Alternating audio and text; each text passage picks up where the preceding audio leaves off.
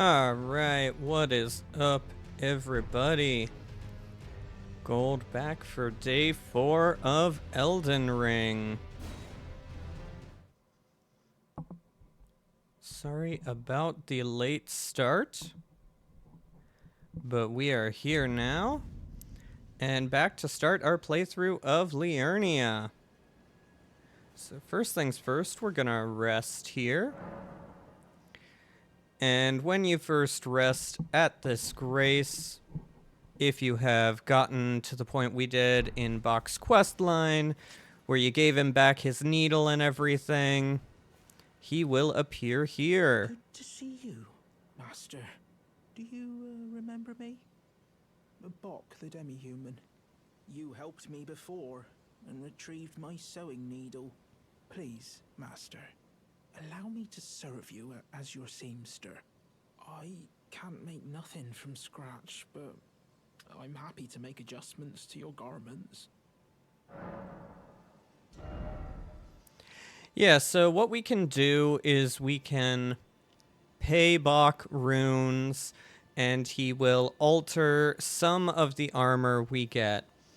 Usually, all that entails is he will add or take off a cape from it. So, not too different. We're gonna, showcase here. What it does is it will reduce the weight of the item, but it will also reduce things like the damage negation, resistance, and poise for the armor. So generally, I just kind of leave the armor how it is with the cape and everything on. If you prefer it from a fashion standpoint, go right ahead. Master, I was wondering, do you ever make adjustments to your garb yourself? I would, well, rather you let me do the job when possible, please. I don't ask anything in return, you know, and, well, I am your personal seamster after all. Oh, going so soon? Please do be safe on your journeys. Yeah, Bach's a good guy. We like Bach.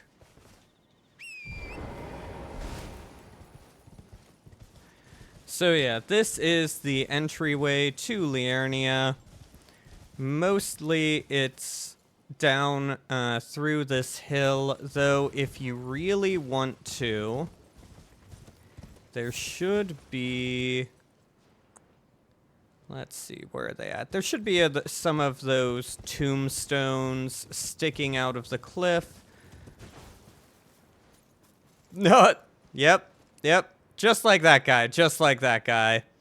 Go sailing off, land on it, and hop on down. So you can use that as a shortcut to this side. So one of the first things we're going to do is we are just going to plow on ahead and get the map for all 3 different parts of Liurnia. Unlike Limgrave, Liurnia, I feel, can be a bit hard to just wander about. Like, the edges of it are fine. That's pretty similar to Limgrave, but in the center, in the actual lake itself, it's really easy with just all the mist, the trees, the crystals. Really easy to get disoriented and not know where you're at. And that is not quite what we're wanting to do. So getting the map will help us a lot in finding our way and not getting lost. So this church has another sacred tier for upgrading and also another NPC. You're tarnished, aren't you? Then perhaps you could spare some runes.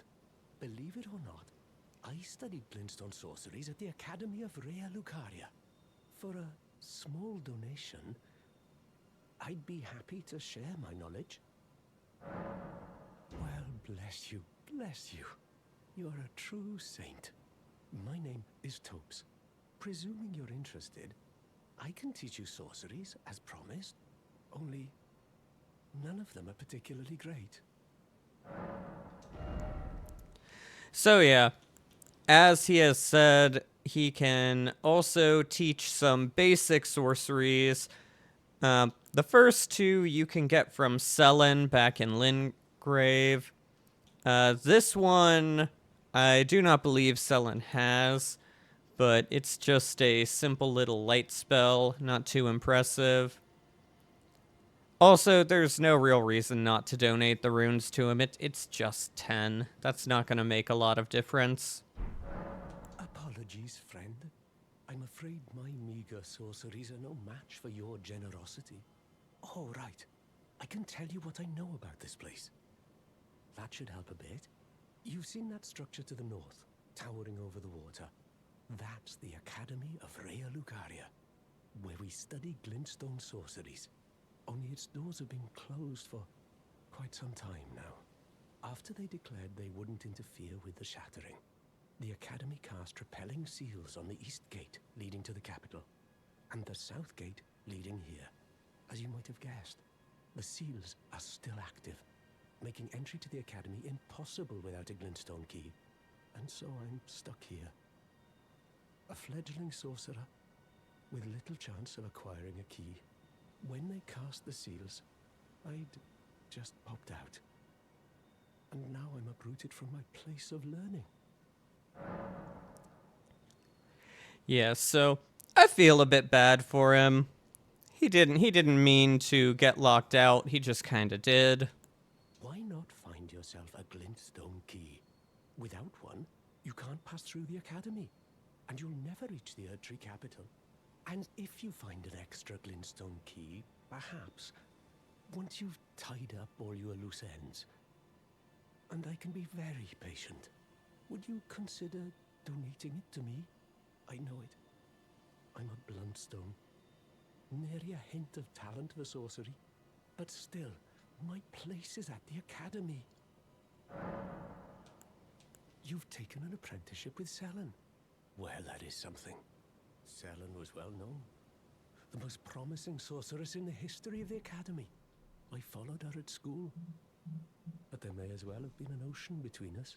But Selen was expelled from the Academy, accused of unthinkable treatment of certain sorcerers, under the name of the Graven Witch. I still don't believe the accusations. The illustrious Selen would never do such things. Yeah, so we get a little bit of background there for Selen and her exile. So it's interesting. Selen's one of those characters that you can kind of decide for yourself which you believe. Like, people say she did awful things and that's why she got exiled. Thops doesn't believe it, but Thops is also a bit naive and also not the brightest, as he has told us. So, very, very possible that Thops is just, you know, not aware of what Selen was doing. I tend to lean on the side of Selen's not too bad, because her actual actions in the game never really harm us. She never betrays us. In fact, she's mostly really loyal to us, which I appreciate in all the NPCs that, you know, are friendly towards us. So yeah, as you can see, we robbed some items from some graves. We're gonna ignore the skeletons for now. I just don't feel like switching to our holy armament yet. And we're gonna come here. So this encampment is super easy to ride through. Not overly difficult, but it is a good way to feel out the new area. The soldiers here are a bit stronger than Limgrave, and they also have the ability to throw some magic bombs with a bit of seeking to them, which can be obnoxious to deal with.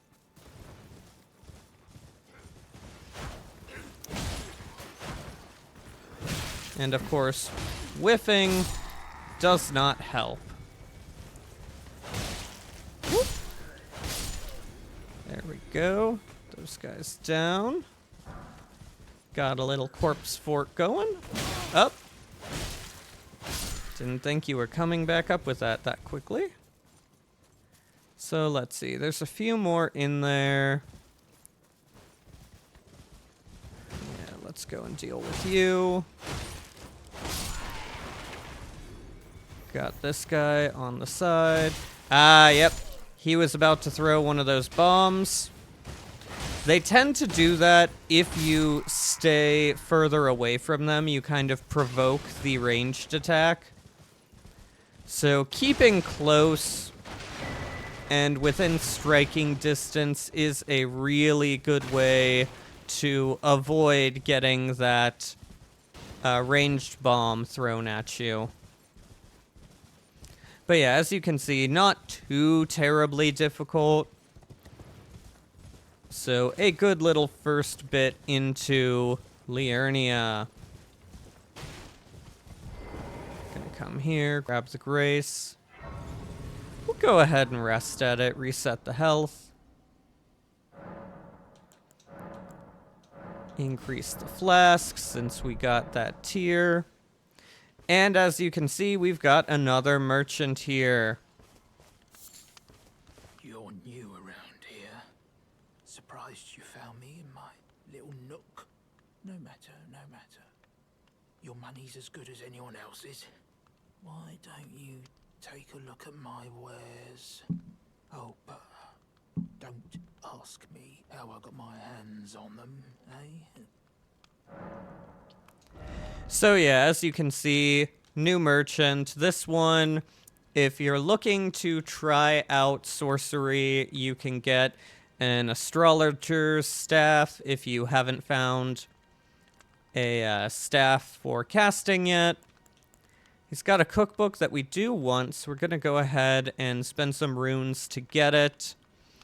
And then also he has a lantern. If you didn't pick the one up in the Leaping Peninsula, if you didn't pick the one up in the Weeping Peninsula, then you can get one here. Of course, if you skipped ahead to here, that also could be a reason to get it. Oh, I thought those were the base ones. I cracked too many of those. Whoops. But no matter, we got the cookbook.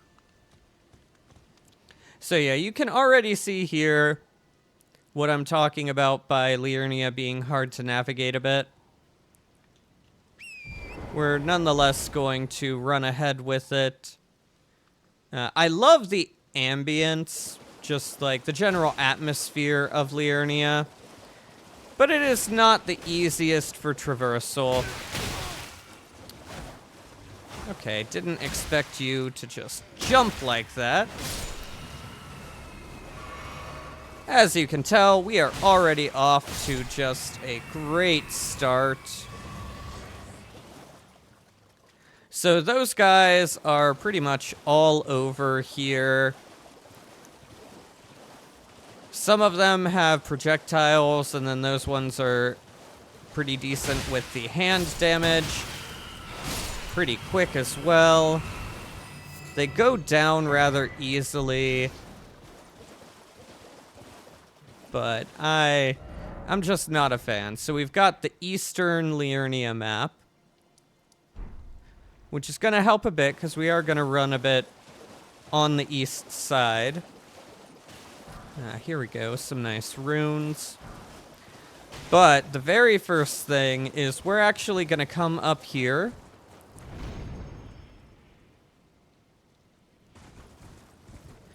And take on this Everjail. So the reason we're doing this is Everjails are fairly easy in terms of... Oh, we're just finding all the skulls right now. Everjails are fairly easy in terms of you can't really lose your runes. They have a Stake of America over there, so we're just going to respawn here if we die. This one in particular, I don't think is particularly challenging. I say that now. He's totally going to just kill me here for my hubris. But he is a human-type enemy. This one will roll.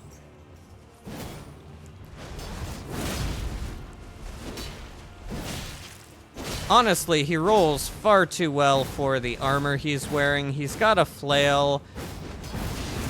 We're gonna abuse our shield from the Wondrous Physic. And we're not gonna be able to stop him healing.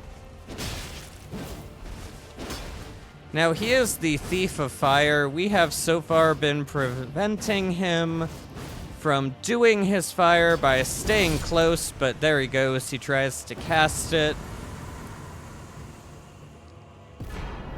And there we go. Yeah, he honestly, I think he might be the easiest ever jail. Like, if you're hitting the Bloodhound Knight Dairy Will at the appropriate level, he can be trickier. Like, Blythe is obviously there to help you. But all in all, I do really think that Adon there is the easiest. Let's see, sometimes, yeah, so they hide loot on these some of the time. So might as well take the opportunity to just grab it.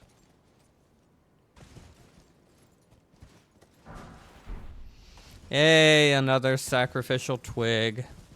That's pretty decent. So might as well sit, replenish everything. And then we're gonna begin our journey. So, like I said, we're gonna try and get the other map fragments before anything else. Just because it'll make traversing and seeing things in the lake a lot better. So, the path we're going to take is we're going to come up along here. And we're gonna meet Hyetta again, give her another Shabriri grape. And then what I think we're going to do is we'll come over along here. There's a Grace. We're going to grab that. Come back to where Hyetta is. There's a teleporter that's going to shoot us straight to the Academy gates. And the second map fragment is right by the Academy. So we're going to use this as a little bit of a cheat to get closer to a fragment with minimal risk to us. Now, one of the greatest dangers here, beyond bears, because of course there are the rune bears here in Liurnia as well. You cannot escape them. But yeah, we've got those crayfish, those giant crawdads that are wandering about. They've got, like, hydro pump sniper rifles. Oop. I almost charged forward to attack her, and that would have been bad. That would have been not what we were trying to do. So, typically when you see Hyetta, the Shabriri grape you need for her is somewhere within the immediate area. Also, there tends to be a ghost that will either give you a hint, point you to the direction, or just in general let you know that it's there. So we are going to be on the lookout because there's dogs and soldiers in this area.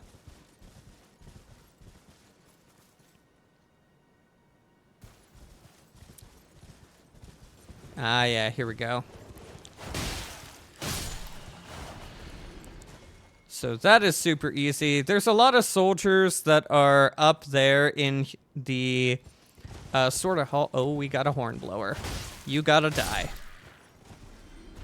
Yeah, they're up in this, like, abandoned building. So we're going to hold off going into it. Oop. We're going to hold off going into it because most of them are not on alert right now. But if we run in, they are going to get up and attempt to go for us. So just want to do a quick perimeter check. Make sure we got the dogs that are within easy distance. Looks like we did. So we're going to come on in here. And as you can see, we got these guys. Whoop. Ah, and there's the little bomb. Yeah, you can... Oh, shoot. I didn't think you were following up that quickly. And we bounce off the pillar.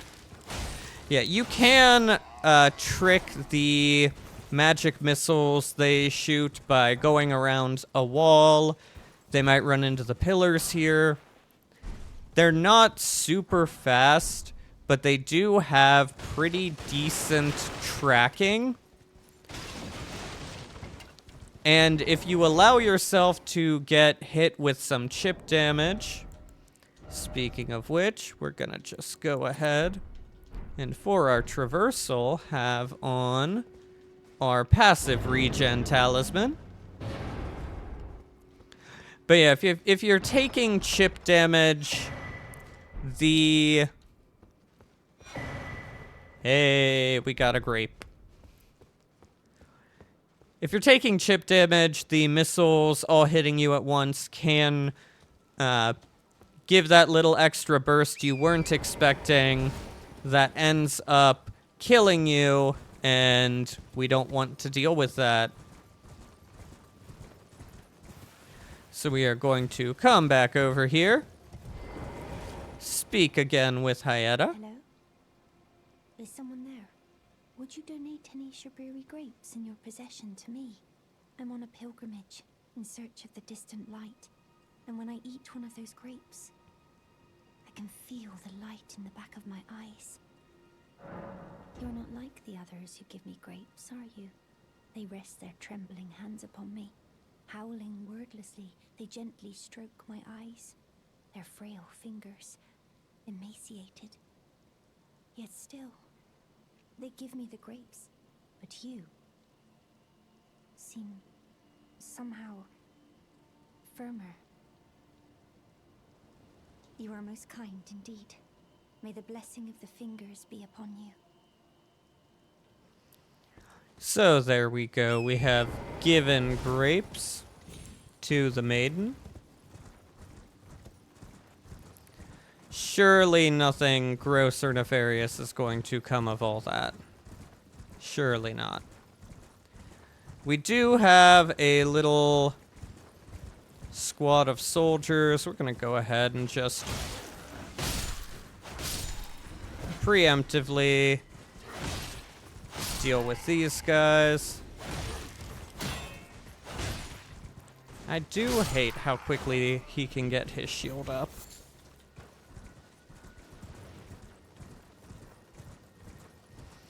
Yep, so we're gonna come here. This is a kind of crossroads. Gonna grab our grace.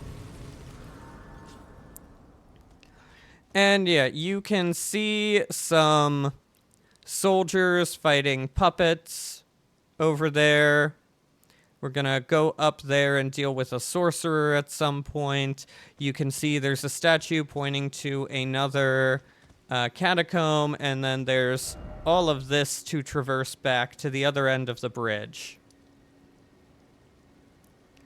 So quite a lot to do, quite a lot of options from here. But instead of any of that, we're gonna come back down here, and we can already see right ahead another teleporter.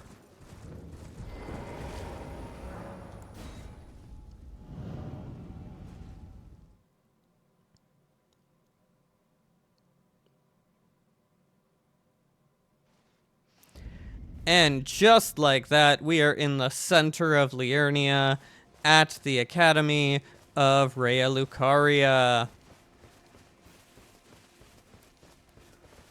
Grab this grace for easy access when we come back. This is a nice little map, as it tells us we can check our inventory, and this is going to tell us how to get into the academy. Let's see.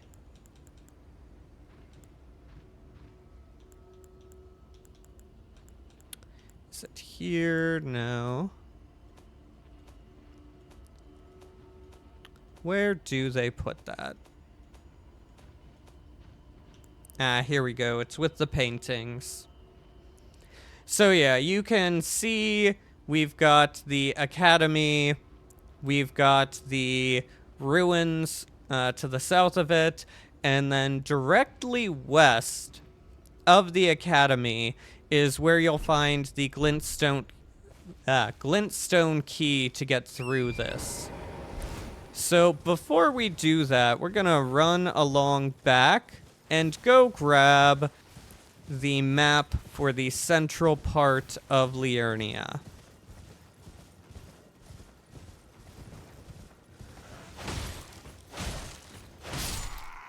So we're taking this sideway because there is a giant flamehead chariot, and he's just obnoxious to deal with. I just don't feel like it right now, so we're not gonna. You absolutely can.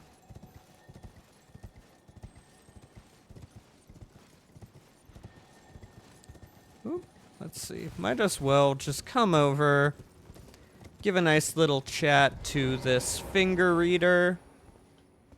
You, please, I can read them. Your fingers, please, your fingers. Hey, 27.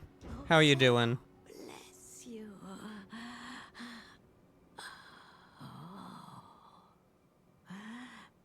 Michaela's favor can be yours. Slaughter, slaughter, slaughter. The all-hearing slaughtered. But alas, it was for naught. But all you need do is snatch it from the big pot. I'm doing pretty good. Happy it's Thursday. Weekend is almost here.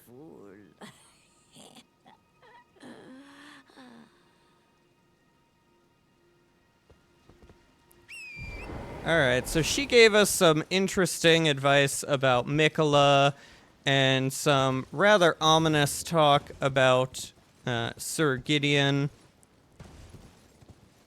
So surely he's not out committing atrocities. Ah, lucky. It is still Thursday where I am at. I still have one more day to get through before it is my weekend. Ah, shoot. Oh, they got me. I have been knocked down.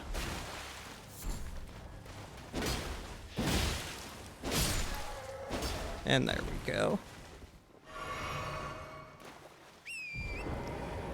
Yeah, so these are all Benarics. They are all throughout here.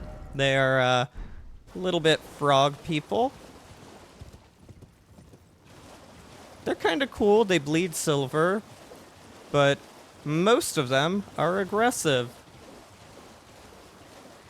So here we go. Luckily, the second map that we're looking for has its own site of grace right by it.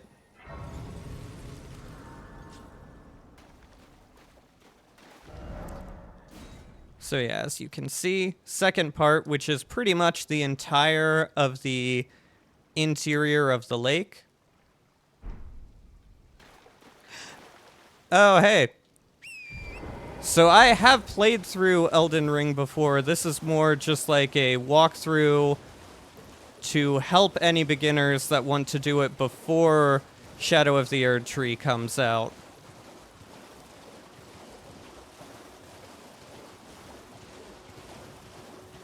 That's why I was struggling with what to title this, but I went with walkthrough as opposed to playthrough, since I've already done this.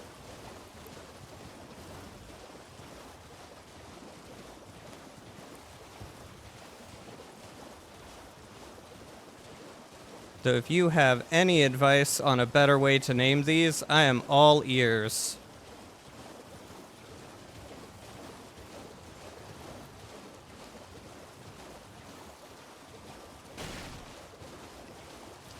Yeah, I've been worried the title would be confusing. I just don't know a better way to put it. Ah, there you are. You claimed a great rune and had your audience with the two fingers at the round table home. What was your impression? Aha, your intuition serves you well. My doubts had been piling up, you see. The words of the two fingers cannot be trusted. Truly, naught but rambling, senile delusions. I believe that when the Elden Ring was shattered, the two fingers were corrupted, their guidance skewed. Even worse, the fingers harbor no love for our kind. That's the part that irks them most. Oh, I have a gift for you, something fit only for the wise. A means for circumventing the draw of the two fingers. Give it a try, won't you? And if it please you, may we meet again. I've high hopes for you, my lambkin. Yep, we're not gonna deal with invasions. So I'm going a strength faith build. Because my hope is if people are looking for help on how to get into Elden Ring before the DLC, I feel strength faith is a really good beginner build.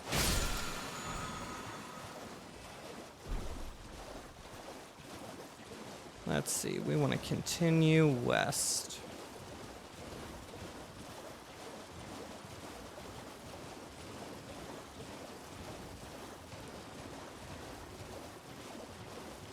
Yeah, I really enjoy all the weapons that Strength Faith can get you.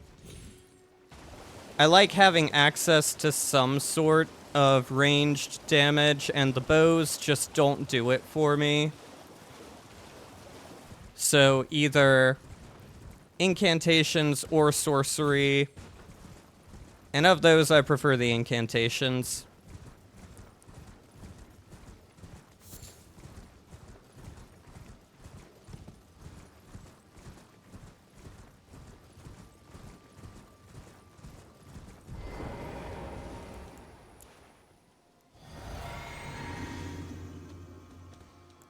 Alright, here we go. We've got an invader coming in.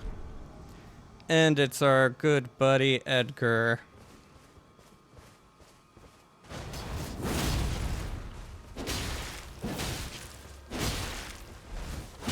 Whoop.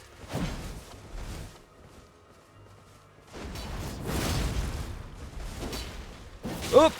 Oh, I thought he was gonna pull that off. Woo!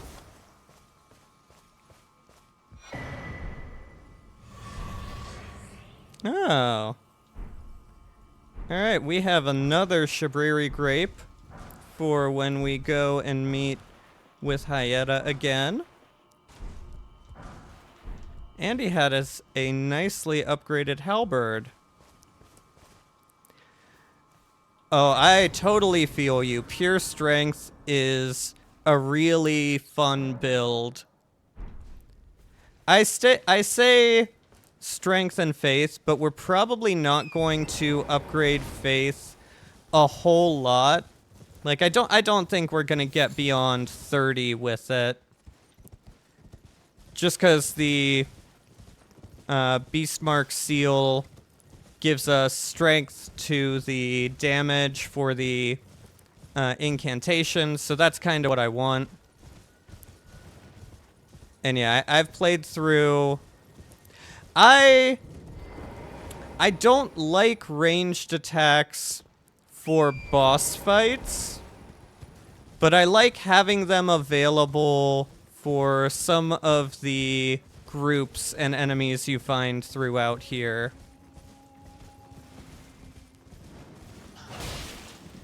Ah.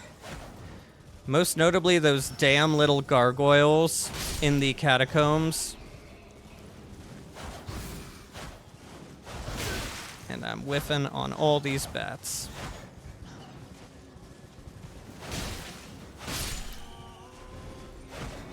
Alright, get over here.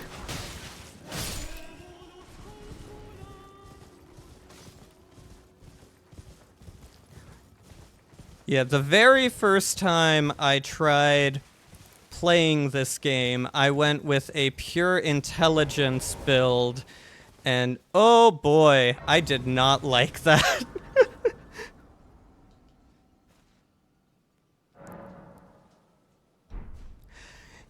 Yeah, we're probably gonna get it to where we can use Golden Vow.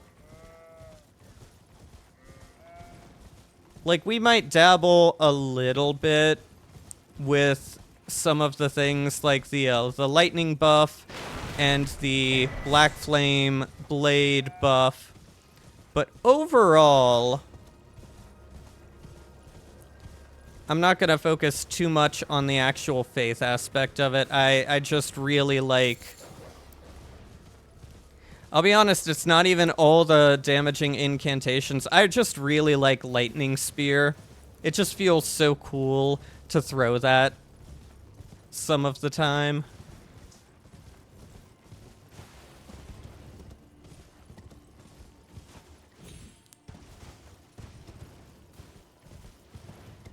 Yeah, we are dodging a lot of things now because our main goal here is still to get that third map fragment for ease of traversal through Liurnia. And here we go. So I've played a few. Elden Ring was actually the first one I played, and it's what made me try out the other Souls games. Because I am mostly a casual gamer here. I really prefer, you know, stuff I can play with friends. Alright, so now that we've completed the map of Liurnia, we're going to come back here and explore a bit more on the east. Yeah, but this made me give the Souls series a try. I've played through Dark Souls Remastered.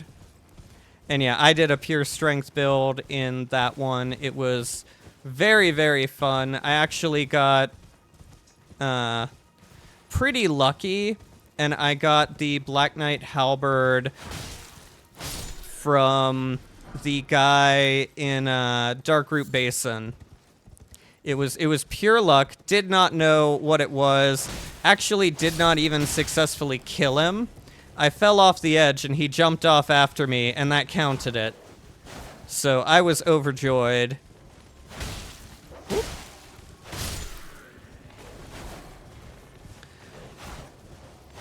Oh, come on.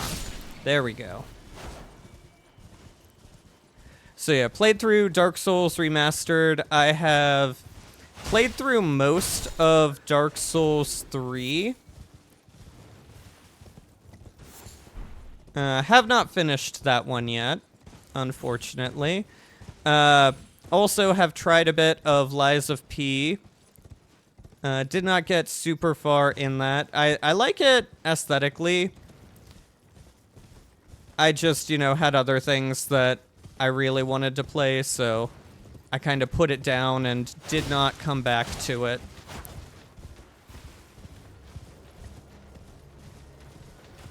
Oh, damn, yeah. That one is really fun. I do really like pancaking things with that. Who drops that for you in this game? Or in that game, sorry. Like, I never got it until the very end in the kiln where you've got the respawning ones.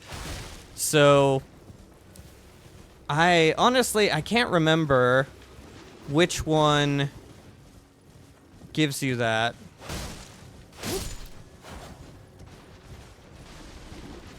Oh, and we got the marionettes helicoptering after us.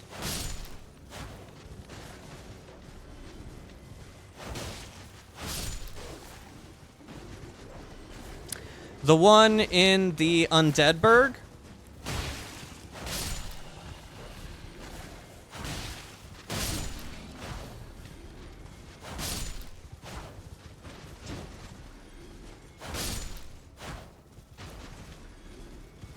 Oof. Yeah, I know, I've seen some videos on someone who did speed running for Dark Souls Remastered. And I saw that a lot of speedrunners really like going for the Black Knight weapons and trying to get lucky. And I don't think I could do that. I would get annoyed having to reset to try and get that.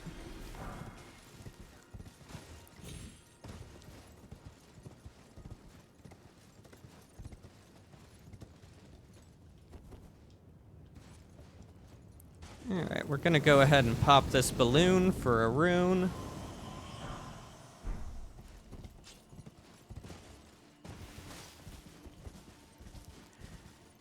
Yeah, I can't fully remember which ones are where. I got lucky with the one on the halberd, and then never again got lucky until the respawning ones, at which point it's like, okay, I'll farm these because I want to try them out.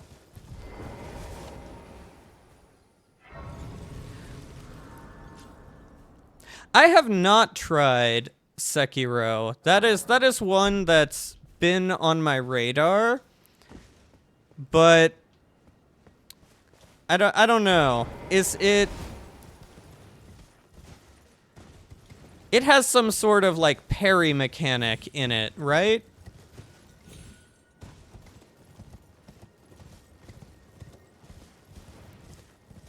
I know some people who really like Sekiro a lot.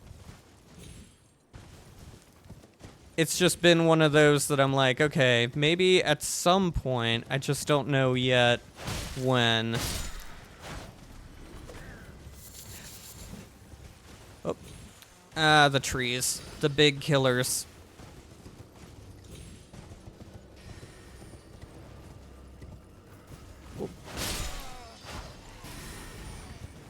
Alright. Oh, and I come right back to get stuck on them again. Oh, no rolling. Oh, no. I roll a lot. Ah, fuck. And here we go. Yeah, dodge rolling is my primary means to avoid things.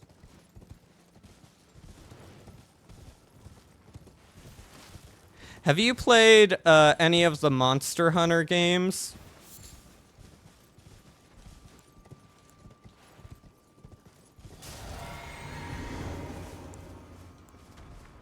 Alright. Ooh. Hey, buddy.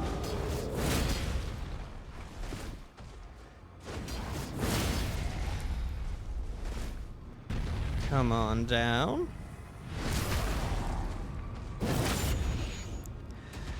Oh yeah, Monster Hunter is... Ah, shoot. I let him step on me. Monster Hunter is a game series I really enjoy as well. Ah, fuck.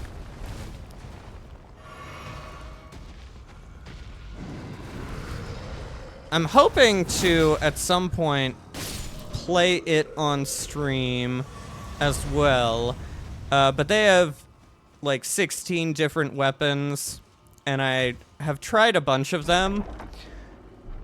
But I just can't deal with the ones that aren't, like, primarily rolling. I get really, I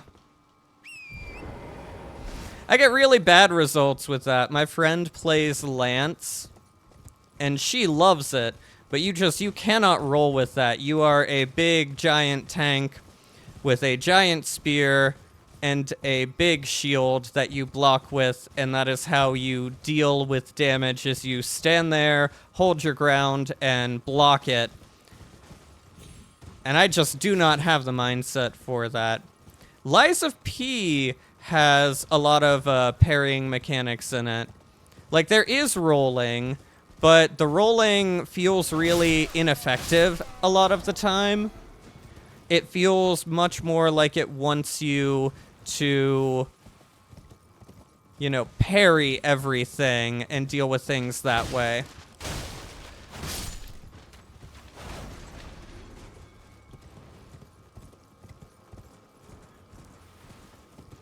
Let's see, where is the way down? Ah, over here. We want to go to this catacomb.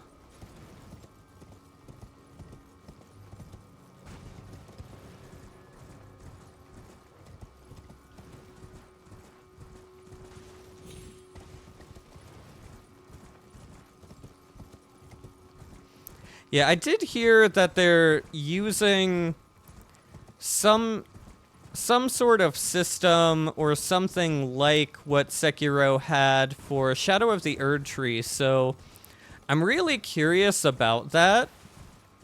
It was something with, like, how Sekiro did, like, the level ups or the attack or something. I don't fully remember. I just know, I saw some sort of reaction to an interview or, like, some comment made about it. So I'm curious to see that. I would not be opposed to giving Sekiro a try. It would just definitely come after... Ah, fuck. Definitely come after Shadow of the Erdtree. My goal is to get this playthrough to the point where Shadow of the Erdtree comes out and we can just roll straight into it. Whoop.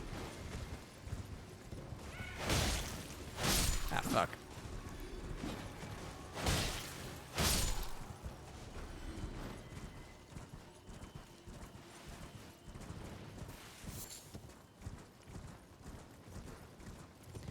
These guys are... Ah, poison. I forgot. There's poison cantrips, or caltrops, by these guys. They're super annoying, but they stagger really easily. So, I might get the greatsword. Like, that is a super cool weapon, and I had, like, a little mini playthrough a while back testing it out. Super fun to swing that around. But I was planning to stick with more of the greatsword class. Right now we've got the Claymore. And I might just roll with the Claymore for a good bit. I do really like Ordovis's greatsword. I am a huge Crucible Knight fan. I think, like, their armor looks awesome. Ah, shoot. We want to go level up before we actually do this. Yeah, I really like Crucible Knight. I think Ordovis's greatsword is really awesome. I like the weapon art on it. It's just so cool to have the little explosion around you. How much do we need? Oh, already there. Alright, I believe we need 17 faith for the lightning spear. So we're gonna preemptively try and get that. But yeah, I'm thinking maybe Ordovis's greatsword, or I do also really like the moveset for the Banished Knight greatsword. The only thing is, I don't know... Where's the other one? I don't know if I want to go farm for something like Banished Knight.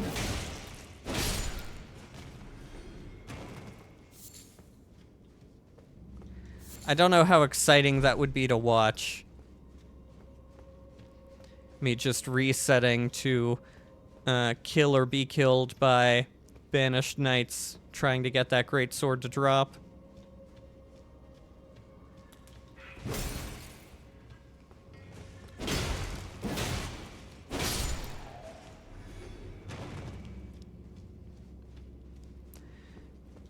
Yeah, Claymore in Dark Souls Remastered, I actually used a decent amount. Let's see, I have a feeling... Okay, well, deal with him later. Yeah, I really enjoyed it in Dark Souls Remastered. Okay. I know there's some hidden walls somewhere in here. Oh, we got another trap.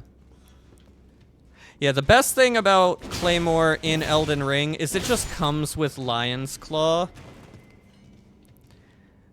Which I absolutely love this Ash of War. It is so fun. Oh. It reminds me a lot of Artorias' flip that he does. Did I miss one? I swear I heard one yelling at me. Huh. Okay. Alright, we got a sleeping ogre.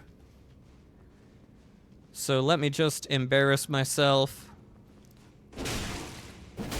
I didn't think he'd stand up that quickly.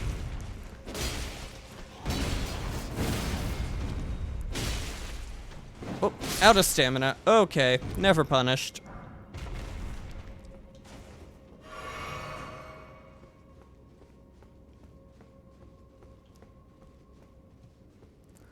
Now I feel like there's a second one. Or gargoyles. Second one. Let's try and backstab him. Can these be backstabbed? We will find out. They can!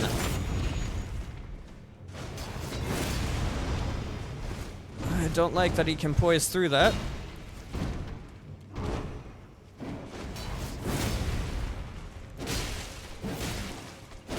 Woo! Okay.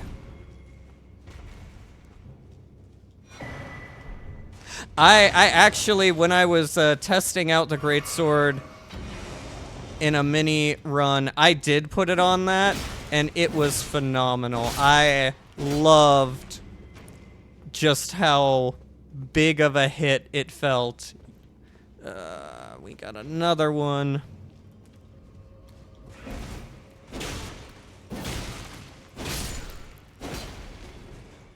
Yeah, greatsword with Lion's Claw just feels so strong, and I do really like that.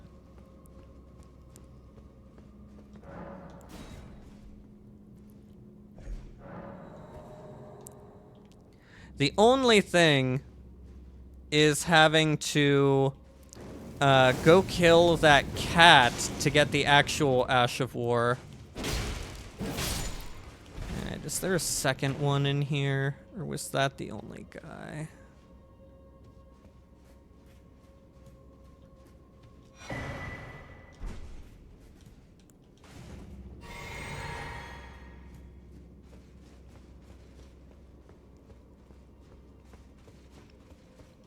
Yeah, for the bit of Dark Souls 3 that I played through, I got...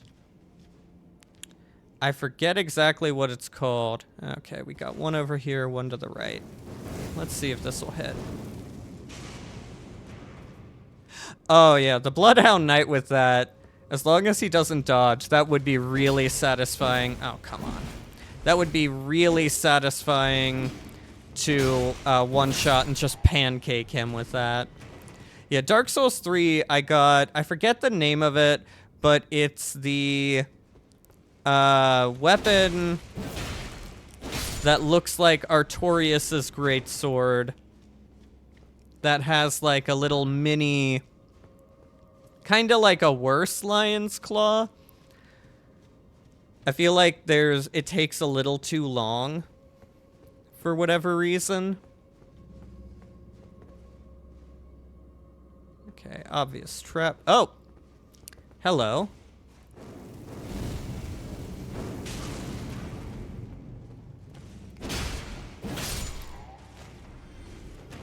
And we got another one of you. The ones in this catacomb are certainly blending in better than in the first. Oh, shoot. Missed you.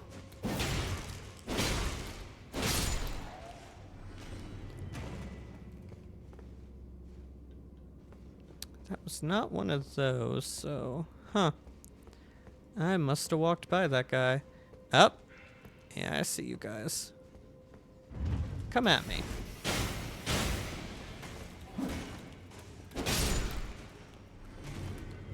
Oop.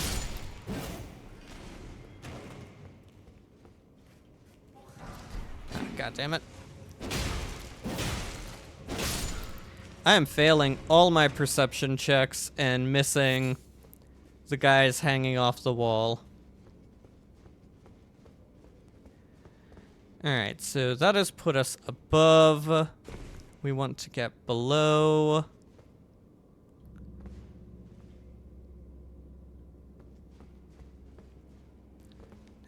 Now yeah, okay. I feel like there's two down there, so we're gonna just go ahead and cheese this guy. And step back to not fall in. Ah, shoot, he got smart.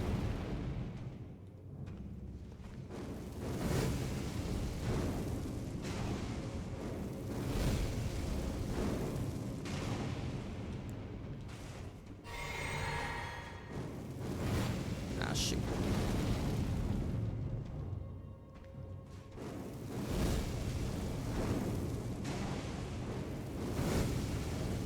Yeah, I probably should have just jumped down and finished it instead of going for that last one. Now there's another one, I think. I have so much trauma from this catacomb from when I played through before. You'd think I would remember where more of the ambushes are.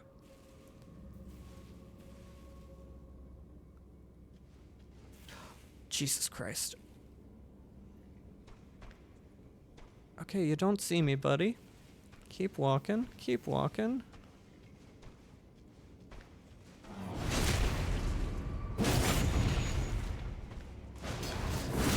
Oh man, aesthetically or to fight?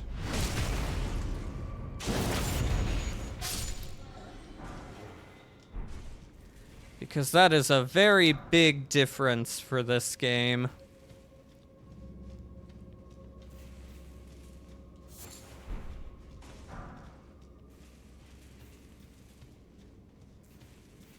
Like, aesthetically, I really enjoy Malekith.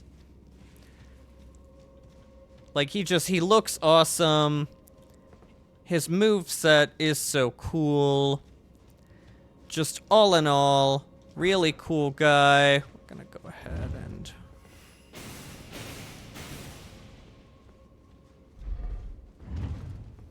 use this trap to our advantage. Like, I like how Malekith looks. I hate that fight. I hate that fight so much. That took me so long to beat, and it got really, really frustrating. Any boss that dodges makes the first build I was doing with pure sorcery and a lot of magic, made it really hard because they just dodge whatever I did. So I was not a fan of his boss fight, but he looks amazing. I do really actually... Yeah, see, that's the difference. That's also why I will probably not do intelligence builds again.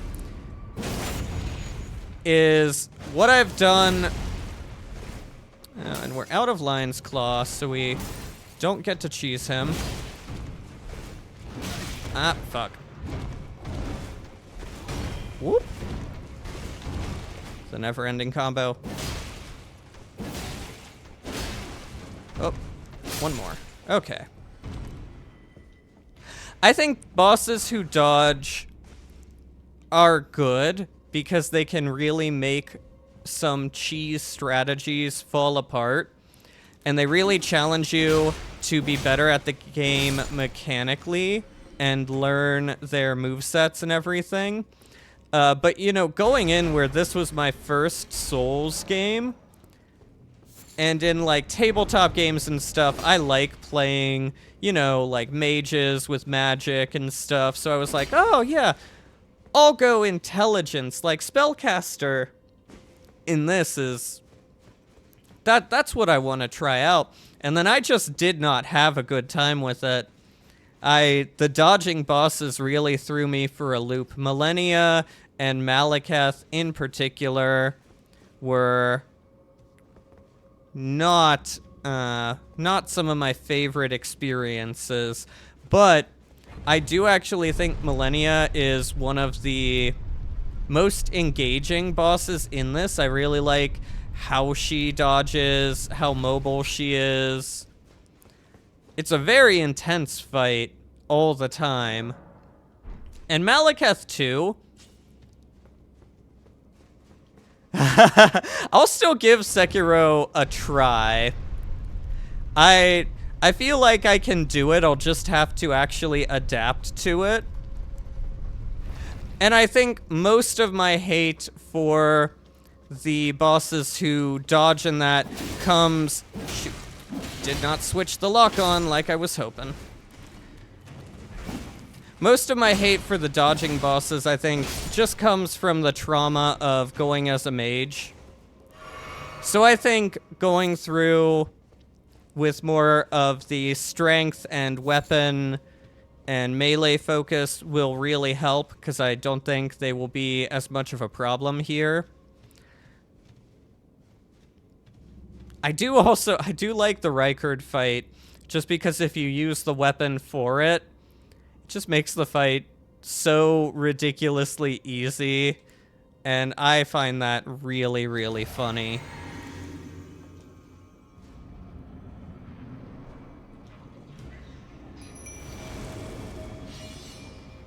See, and I get immediately punished for not paying attention to him. Enemies that dodge and deflect that aren't bosses can be interesting here. I get really... Oh, shoot. I thought I had longer. Whoop. Come on. Whoop.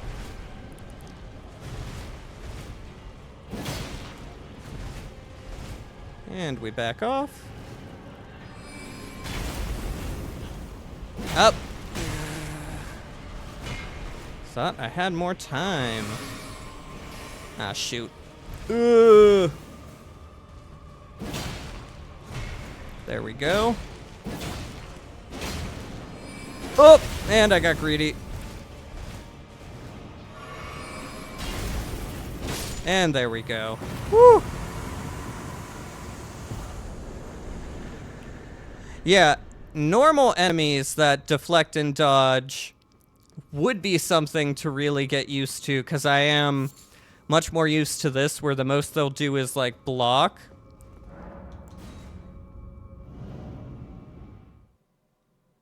That would be interesting to have ones that actually more, like, deflect and parry you.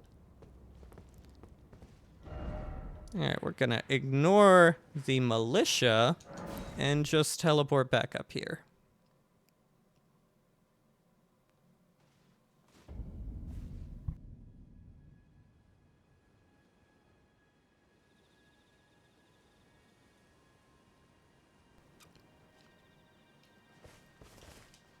Alright, we got that catacomb cleared.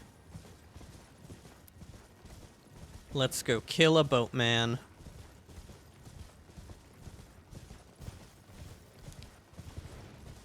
You know what? We're gonna leave the wolves alive today. We're gonna not stab the puppers. There are a lot of them, though.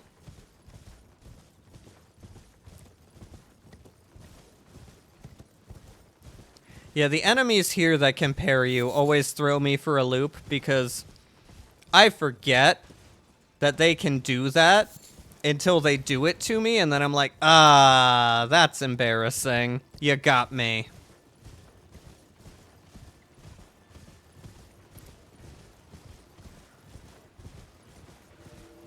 Alright. I'm sorry, I have never noticed this before. Huh! I did not realize you could get D to help you. Huh! That is cool.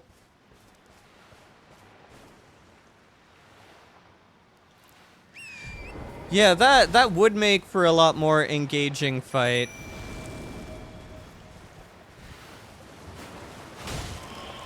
And he teleports immediately. Where did he go? Where did he go?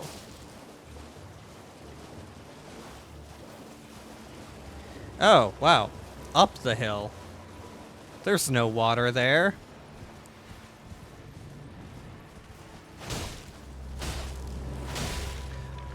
Yeah, that would be really cool to have that more engaging fight when they do that. I will say, I like the horse a lot for the exploration. Like, Torrent is great for that aspect of this game, but he does make a good number of overworld enemies and bosses, like this poor boatman and his skeletal entourage, a lot... Damn, as I get hit. A lot less exciting, because you can just kind of kite around them, get out of range, re-engage, and their AI does not handle it super well. Get him, Oleg.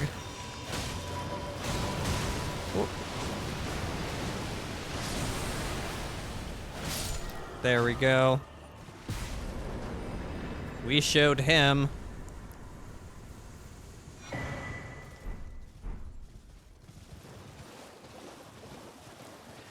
Yeah, coming from Elden Ring and trying out the older Dark Souls games like Remastered, it was an interesting experience for some of the bosses, like, or not the bosses, some of the enemies with the shields.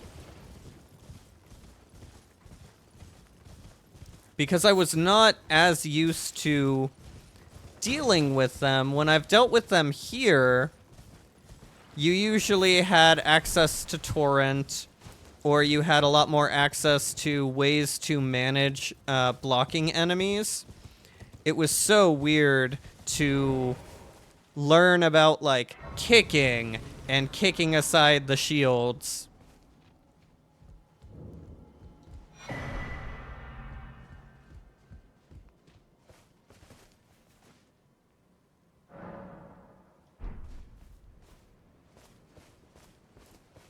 All right.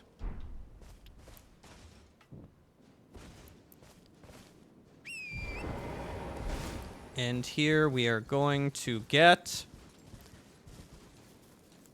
a prayer book that we want. And probably embarrass myself against this Lanedell Knight. Gonna swing 3 times, back off, and come at him.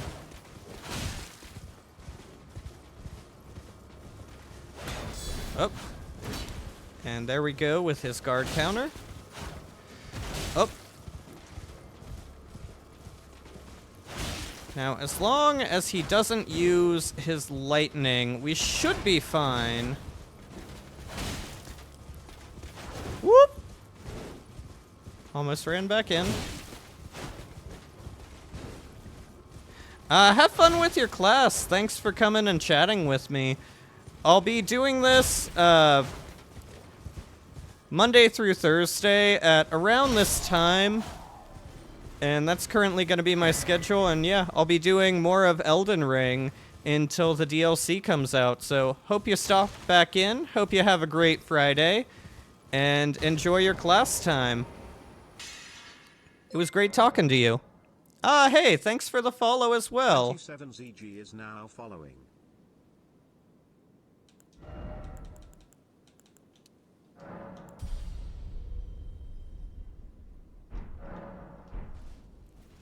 Alright, so there we go. We have gotten the prayer book. We have leveled up Faith to 17. And we have gotten the painting here. So at this point, we're about here. And we're about to go finally deliver all these prayer books to the absolute best NPC in the game, bar none. He is wonderful. Absolutely love him.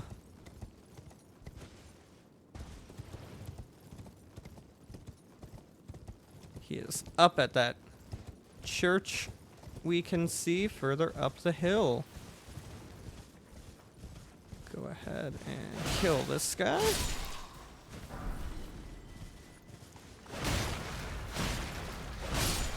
Oh. Grab a lot more of these smoldering butterflies.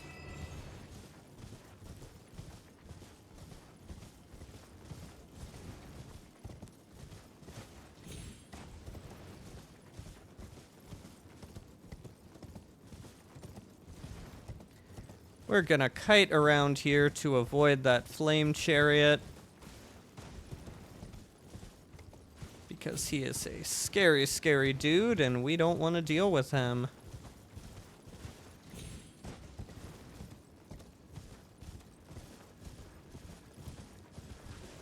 Go ahead and just deal with all these guys.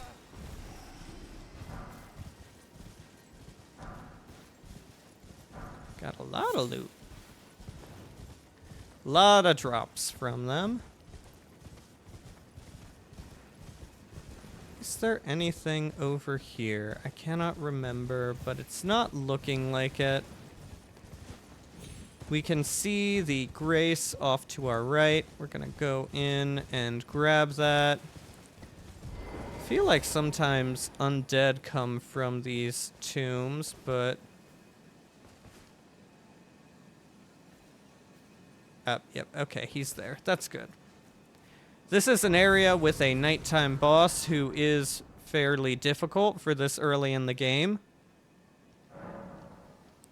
So when he comes in, our beautiful NPC leaves. So if you're worried about dealing with him, just check if you can see Turtle Pope through the door, then it's safe to enter. If you do not see the Turtle Pope, the boss has invaded, and you can either reset to morning or give him a try. You're tarnished, aren't you? I welcome you to the Church of Vows.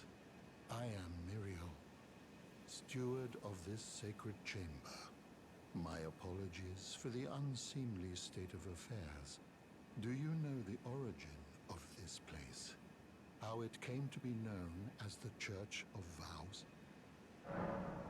Well, that is a shame. But who can blame you? The shattering has caused us, all of us, to lose sight of something very dear. It is here, at the Church of Vows, that the great houses of the Erd Tree and the Moon were joined by the matrimonial bond between red-haired Radagon and Renala of the Full Moon.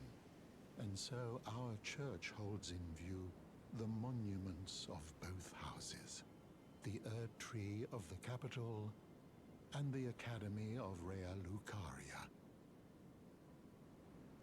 Oh, was there something you needed? You are free to show yourself around. I would serve as your guide, only my legs aren't what they used to be. If you find anything of use, you are free to take it with you. Unless, perhaps, you are in search of instruction, in which case I will share all that I know. Yeah, so he naturally has some sorceries and some incantations. But also, you can give What him... have we here? Very well, let us both learn together. Heresy is not native to the world. It is but a contrivance. All things can be conjoined. Great philosophy. But yeah, you can give him Oh, very well, let the heresy is not all things. prayer books Oh, what very well, let us heresy is all things. and these scrolls to expand what he can teach. And so this is what we want. This is what we have been waiting for. This is Lightning Spear. Okay, we're gonna have to get to 20 if we want to use Black Flame. But you know, right now, Lightning Spear, that'll be enough for us. So we're gonna use these.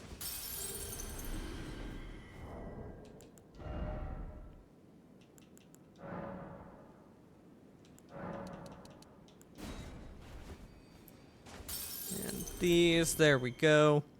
6,000 easy runes. Lightning Spear. This is absolutely my favorite incantation in the entire game. It looks so cool. It feels so cool. Gonna go ahead. Pop that on. And you know what? We don't really need this at all. Let's see.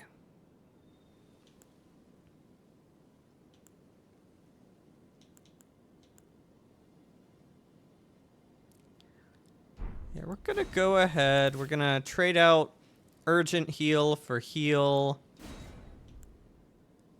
Whew. Big incantation requirements. This actually would be interesting to have. It would require 1 level dip into Arcane, which isn't a huge ask. You know, we might get that at some point. Bleed is a very useful mechanic to have. Alright. So we've gotten Muriel. We have explored bits of this. There is some stuff right in this section that we're going to want to come back and deal with. But what I want to do right now is I'm going to want to come down through here, grab a grace, and grab a grace. And then I'm going to want to go over in this direction. Because there's a nice little dungeon that I would like to visit. But it occurs to me I should show you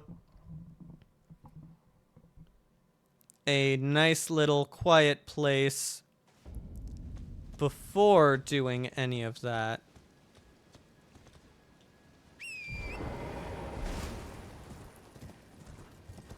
Yeah, so you'll notice, even though that guy gives a prayer book when you first kill him, he does respawn. You can go ahead and farm him if you really like the armor. It's pretty decent armor. It looks really cool. No complaints here on that. It just might take some time.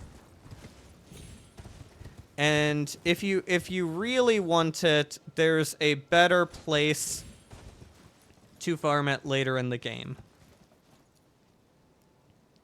So what we have come back for is, you can clearly see there's some homes down there, and we're gonna, you know, come over. I am probably going to die at least once in getting down here. I usually always do. Let's just do this. And then I think we don't want to try and jump to that. I think that's the mistake I always make coming down here. I think we're going to want to just run and boom. That's the mistake I always make. Walking off. Okay. This may be the very first time I have ever descended to Jarburg and not died at least once on the fall. Good lord. So yeah, this is Jarburg. It's a lovely little settlement for all those living jars. And the best thing is, the ones here are all peaceful. They don't attack you. They're just chilling. It's a grand old time. So we're gonna respect the peace and not bring violence to them. It's, you know, it's a nice, happy, chill place. It's one of the few ones that we get here, so we're gonna take it. There's all these nice graves here as well. We're gonna go ahead, rob these for more runes.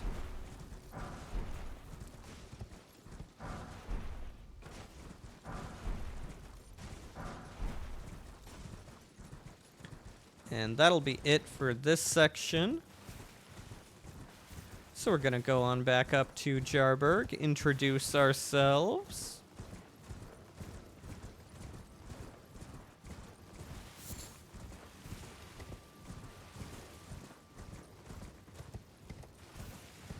And yeah, here we go. Hello, cuz. What are you doing here? I didn't think anyone knew about this place. Except us jars. Ah. Are you going to be the new potentate? Gosh. Truly. That's wonderful news. It's not easy being potentate, though. I know. Show me your hands. It's just a little test, cuz. To see if you've got the right stuff.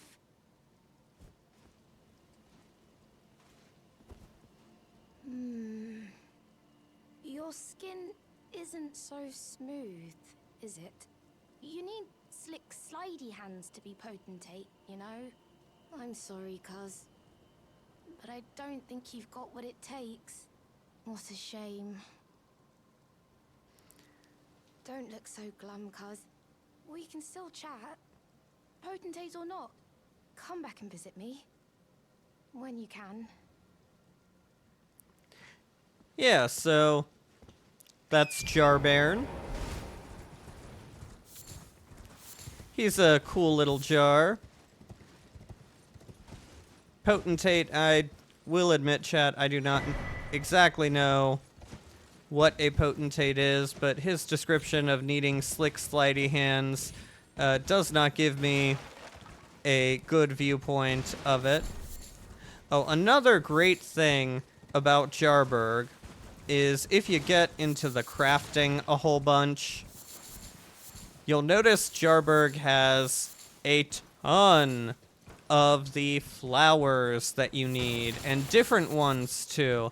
I'm being a bit rude and knocking down all their fences, but that is accidental, and they will, I am sure, rebuild by the time I come back.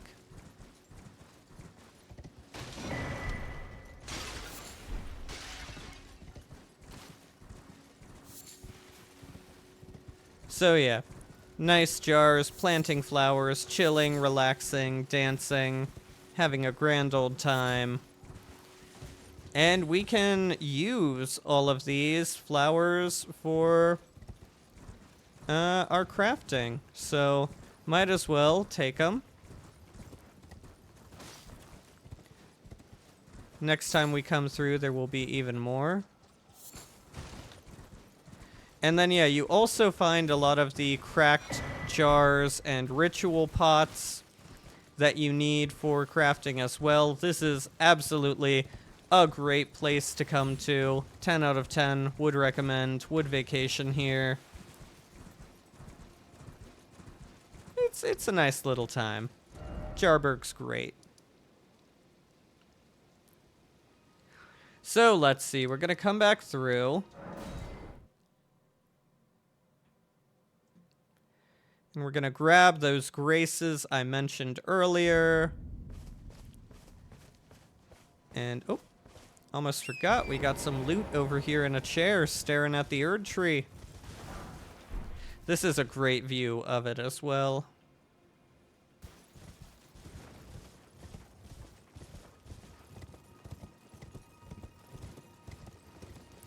I do have, so I really enjoy displate art.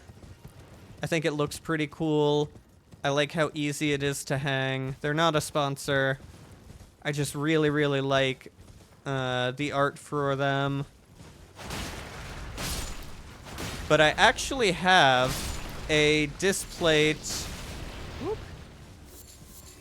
That was rude.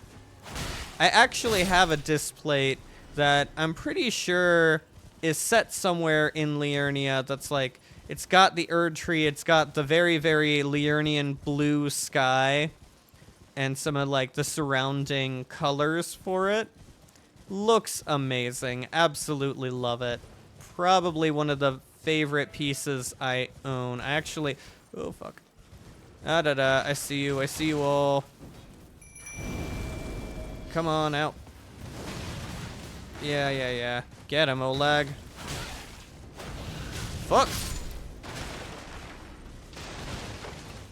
Hi. Yeah, deal with the big one.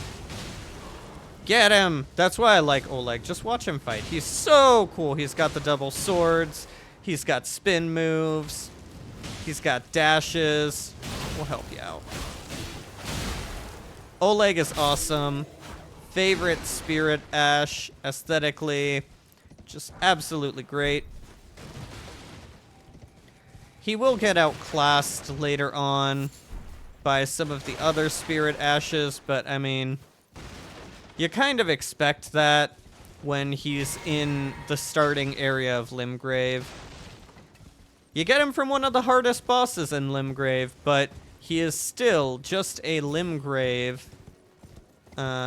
Spirit Ash. Okay, I don't think there's anything up there. I think there's just messages from people who have traveled to that point. Hey, Skull. Can't forget to pick up what we break from it.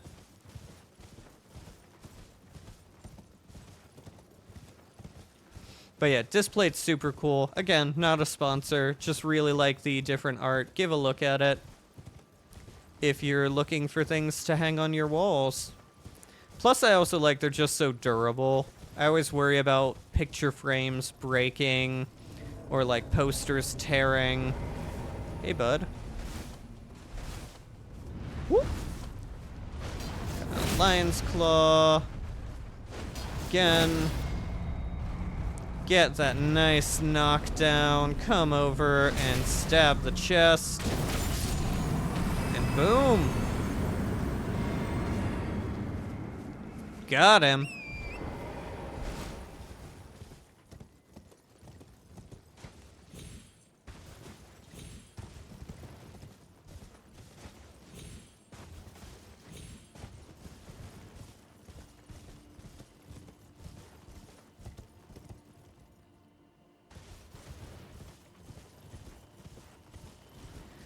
Alright, so we're coming back through here, and we're going to be careful, because if I remember right, There are some bears back here. And my #1 rule of Elden Ring is do not fuck with bears. Yep, we got a sleeper. We're going to run along the edge and hope we make as little noise as possible and that he stays asleep. Because I do not want to deal with a rune bear. Yes, so we're coming back here for this.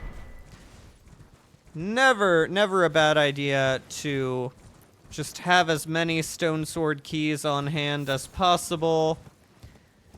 They are a great commodity. They get you into things that you otherwise wouldn't be able to. Is that a motherfucker? Okay, forgot about whatever that is, but the most important thing is we want to get out of here because we don't want that to wake the bear, because then the bear's going to be our problem and we're not going to fuck with that bear. Run from the bear.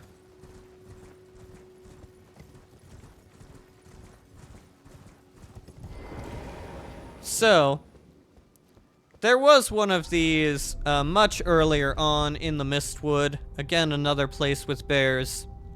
I'm not saying bears built the tunnels into the underground, but I am saying that at least 2 of the ways down happen to have rune bears nearby. So, you know, we're not going to rule that out. So this is Ainsel River. It is an underground sort of like mini dungeon. And we are going to give an attempt to it. Obviously, we don't have the map for it. It is an underground map. We can switch between the lower level and the normal above ground map pretty easily. But we're actually, before we do this, we didn't get the Sights of Grace that we said we were going to get. We just went straight here. Well, sorry guys, I lied. We'll get those Grace after this. We're going to come back here. We notice Dialos is gone. So we will, of course, have to find him later. Now, I remember getting... I took you for dead. No matter, it's all the same. Lay out your arms then. I remember getting a decent amount of upgrades, so yeah, we can upgrade our Claymore. Now, the unfortunate thing is that because these both require smithing stones, you run into a little bit of an issue where you don't have enough to, like, fully upgrade both at the same time. They kind of, like, eat into each other's resources a bit, which is, you know, a bit upsetting, but we'll deal with it. We'll make the best we can. We are going to come back, and we're going to go ahead, and it is a little expensive. I don't love that, but we're going to go ahead and start upgrading our little holy sidearm, because there is, as you've seen, we've been running past the undead in this area because our damage just is not going to keep up with them with that sitting unupgraded. But we've got all these smithing stones 1, so we're going to go ahead and get this to 3.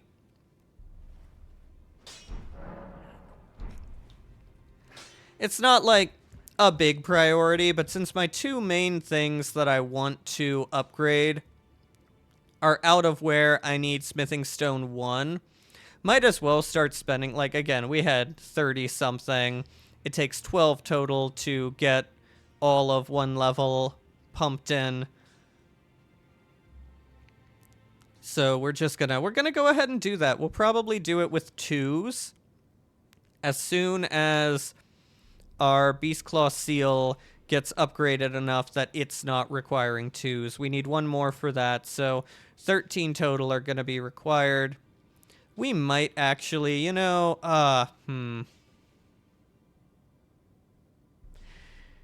Yeah, it's definitely worth it to go get the seal upgraded before doing Ainsel River. Ainsel River is really doable, but I really am hoping to one-shot a decent amount of the primary enemy in there. Greetings. Are you here for spirit?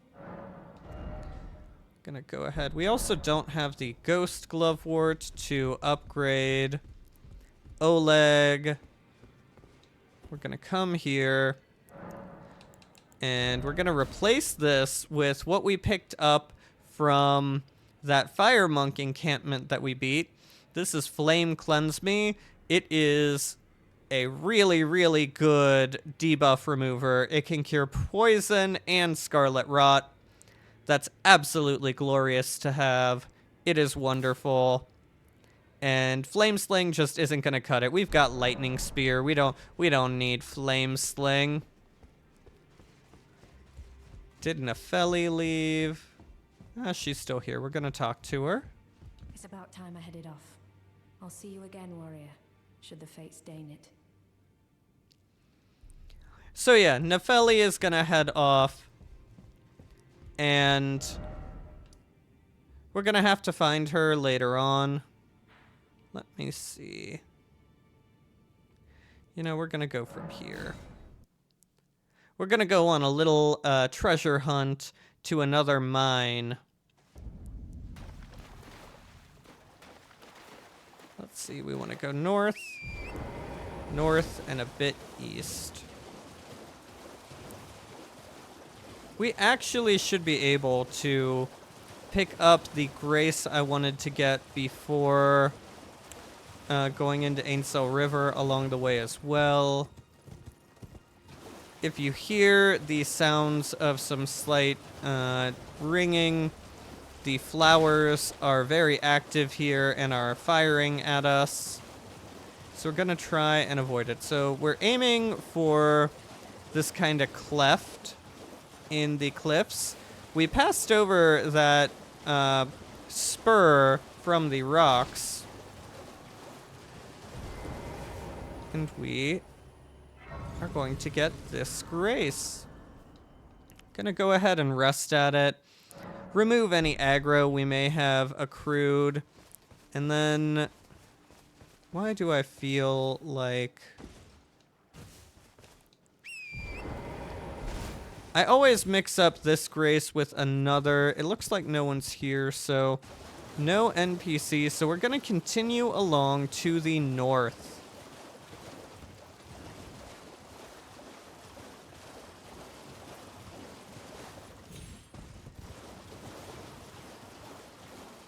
Gonna ride through. You can see tons of crystals. Oh, crystal snails here. I feel like there should be something I should be picking up potentially, because there's enemies about. Ah, shoot. Yep, flowers shooting at us. The wildlife objects to our presence. And so we're gonna go ahead and skedaddle.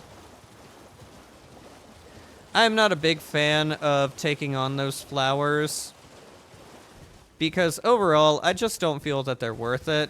They don't give enough runes for the time and risk it takes to get them taken down. We can see through here an aggravated jellyfish. I wonder if that means there's an item up there that we should go ahead and try to get. We're not gonna fight with the jellyfish because they're generally a peaceful folk. But the past few times we've seen them aggravated, there's been items, so might as well give a quick ride through. The aggravation is spreading to the non-hostile ones. I think it's just the Arteria leaves. Which, you know, useful, but I'm not really using them too much, so I don't need to risk Jellyfish Wrath to get them. So as you can hear, on our left we have another walking mausoleum. And what we're looking for is going to be here along the right. In the map you can actually see it. This indicates there is a tunnel or cave. We're gonna come over here and go ahead and get in. Go ahead and pop on our nice little lantern. And then as you can see, we've got some nice little loot that can be collected before going down proper.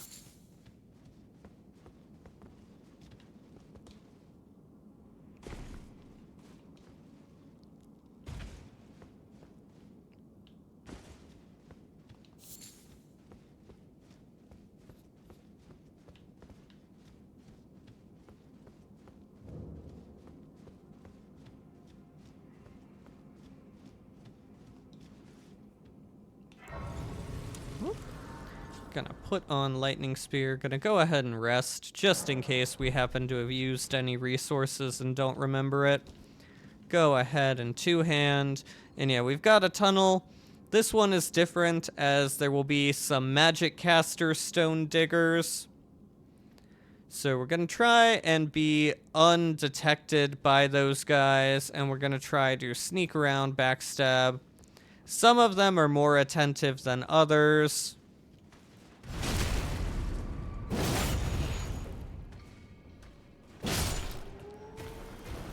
But that is an easy go. We can also see one sitting up here. There's no real way to fully... Actually, you might be able to fully sneak up. I might just be bad at it, so there's that. But I have always been caught before I get up to him. Open the chest, and if you see, there was a little bit of a white glimmer. We've got some somber smithing stones back there. I don't think I've mentioned it yet, but the somber smithing stones are for more unique weapons. Well, you only get one claymore per playthrough. It is not really, like, considered a unique weapon. You can switch out the Ashes of War.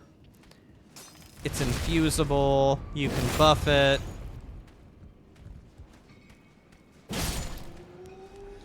The somber are more for truly unique things like boss weapons and such. So, as before, careful you don't step off the edge. But the digging guys are not going to do anything to you as long as you don't hit them or take what they're digging. So feel free to kill the ones that are walking about and more likely to notice you.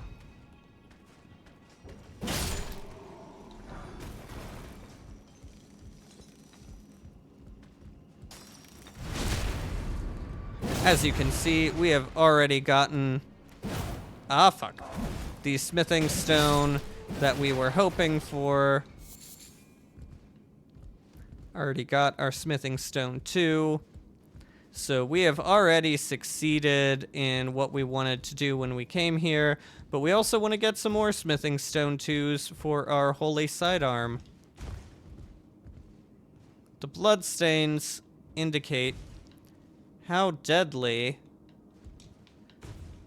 the platforming here is. And as you can see, if you do not make your platform, you're gonna die. We're probably gonna die at some point in this platforming. I am not the best. I thought I was dead there. Whoo-wee. Yep. Thought that was it. This honestly is the jump that usually kills me. It looked easy there, but I have missed that one so much. So right here, we have a nice little shortcut. Almost walked off the edge. Whoo! Be careful about that. We've got a nice shortcut elevator. The lever will not work. until we get all the way down. So we're going to have to travel down to the point where we can get it. So it's tempting to go for this guy because he's up on this level. I do not recommend it. I think it's better to go for the ones that will activate when they notice you. We have Lightning Spear. Again, my favorite incantation. It just looks so awesome. Plus, yellow is a great color. Yellow and gold. That's the way to go. So we can see another caster one. We're going to go ahead and deal with him. And then we've got down here one more.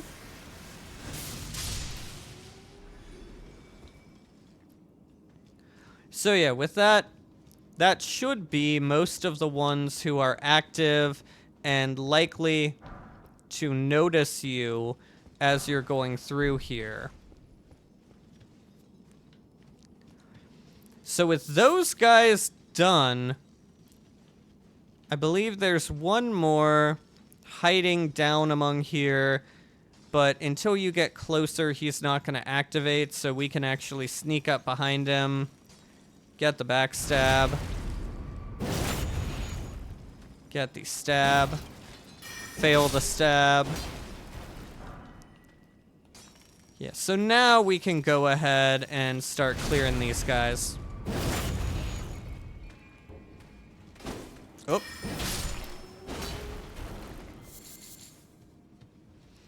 I am failing that follow-up heavy every single time.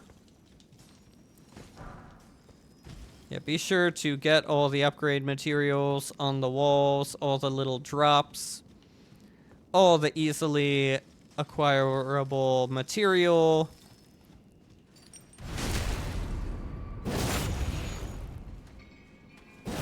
Whoop. And there we go. So now, finally, we can come back up and kill this guy. Yeah, the only thing is, I feel if you get him right at the beginning, those guys, and potentially the mage there, are gonna see you. And then if they see you, the extra one that's like right down under that platform is also going to notice the fight and get involved. And you're just gonna be outnumbered. You're gonna get swarmed. Not gonna be a good time. So, we're just gonna go ahead and deal with the ones that will attack you first. So, as you can see, we have another elevator. This one is going down. It is not our shortcut. But you can also see we've got another little side pass. So looking down, it goes down all the way, but we've got this tunnel, which comes out here.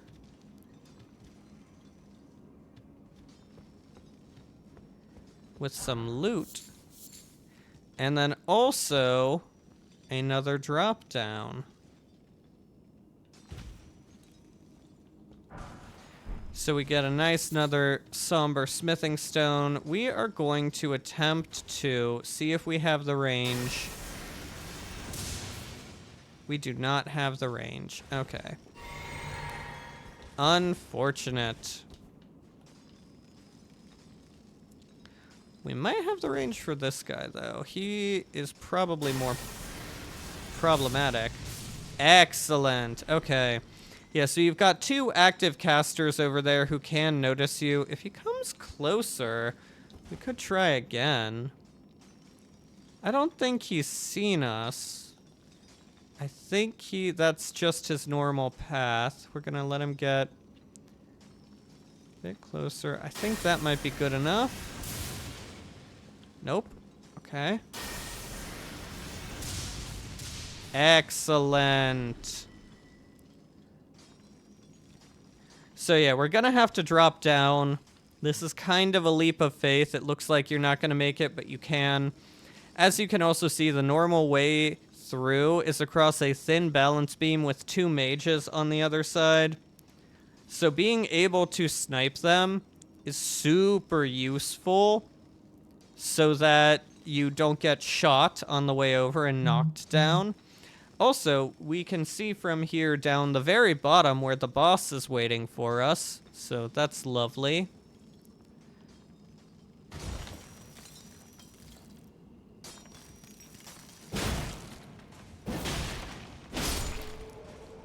So yeah, there we go. Acquire all that. Oh, balance beam time. I recommend going slow. Go at whatever speed feels comfortable for you. I just always go slow because I am so worried that I will make some, like, slight poor directional choice and fall to my death. And I don't want to deal with that.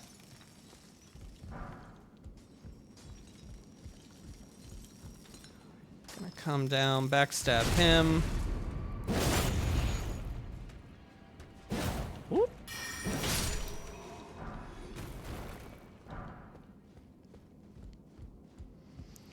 And here we have our shortcut. So we're gonna go ahead, send that up. It'll be ready for us if we die and need to come back. And then what we've got here, we're gonna have a marionette come out the door there. We've also got some hanging ones that are going to present a problem. So our goal is to lure him a bit closer this way and deal with him so that those guys don't fall down.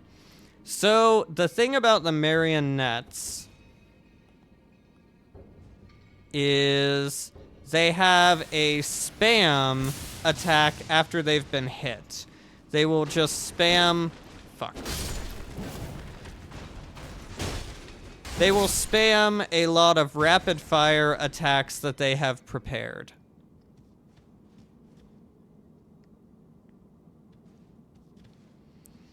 So with the marionettes, you always have to be careful, because once you hit them, you have now triggered a rapid fire thing that you're gonna want to back away and dodge out of.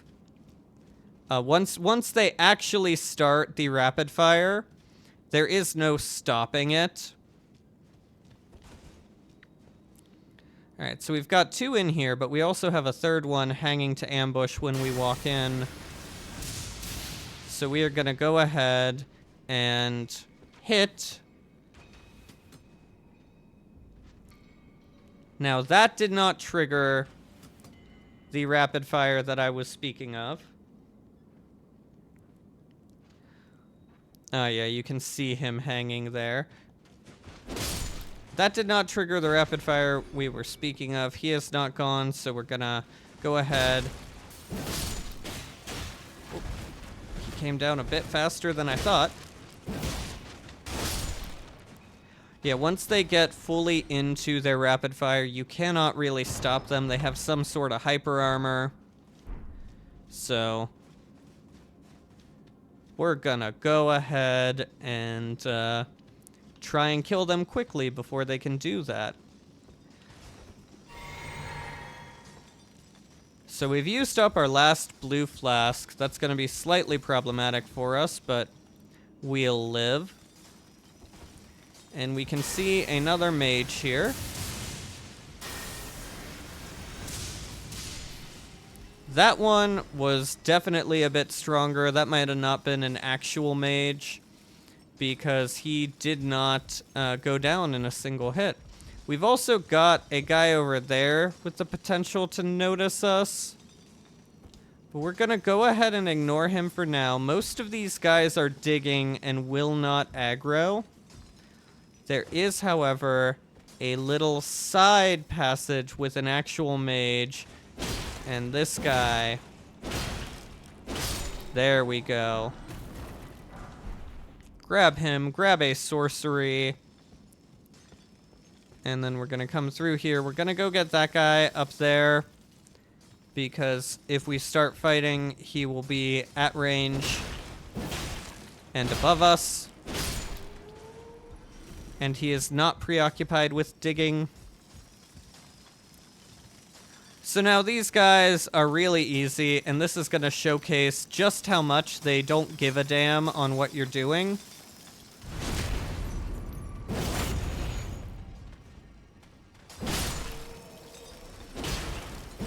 As you can see, neither of them reacted to me backstabbing and then finishing off their fellow. That second one would not have reacted at all, except for the fact that I hit him with the swing. So we've got 2 more diggers.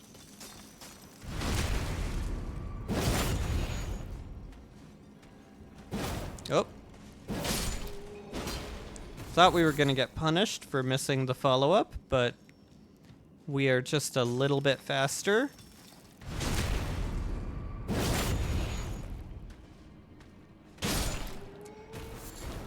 That time we got the follow-up. Yep, be sure to collect all of the upgrade material.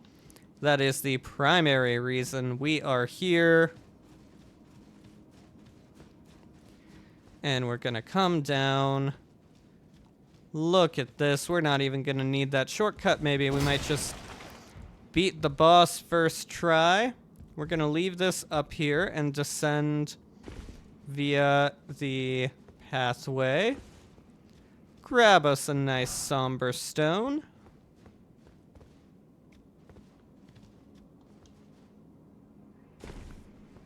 I totally thought that I missed that jump and was going to plummet to my death.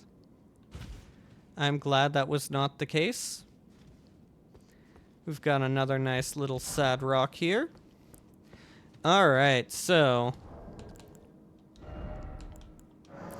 I'm gonna go ahead and pop this. This is gonna gradually recover FP. Because we need maximum FP to summon Oleg. We used up all our flasks on the way in, so we don't have a way to summon him in this. This boss is not hard, but it helps to have a secondary target for it. So the boss has hyper armor through everything until you poise break them, at which point the lightest of hits will stagger them. So we are going to dodge, heavy, back up. Whoop. Avoid the Beyblades. Avoid the Beyblades.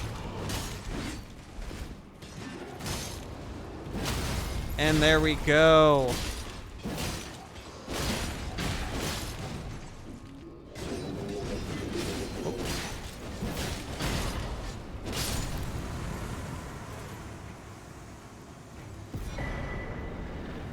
God, you're so cool, Oleg. Yeah, so that's a great example of the Crystallian boss fights. It can be difficult until suddenly it isn't. You stance break them once, and then they become a very, very manageable thing. However, most of the Crystallians you're going to find from this point on are not going to be solo. They are either going to have more Crystallians or other enemies around. So that's an easy learning experience for it. It also gave us our first real bell bearing, so we're going to go ahead and showcase what those do.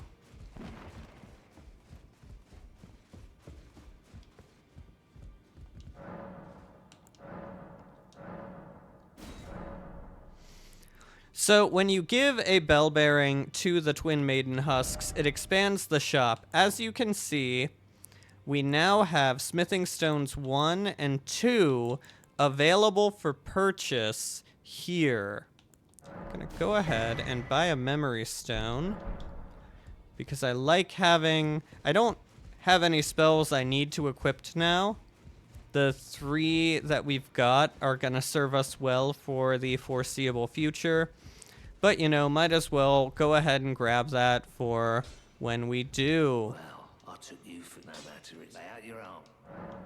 So we've gotten enough 3s to get our Claymore to 9, which is lovely. Now we're in search of 4. Gonna get Smithing Stone up, so we're spending 3s on... Or, sorry. Gonna get Clawmark Seal up, so we're spending Smithing Stone 3s on it. And then we're gonna come in and we're gonna put our remaining 2s into Lord Sworn Greatsword.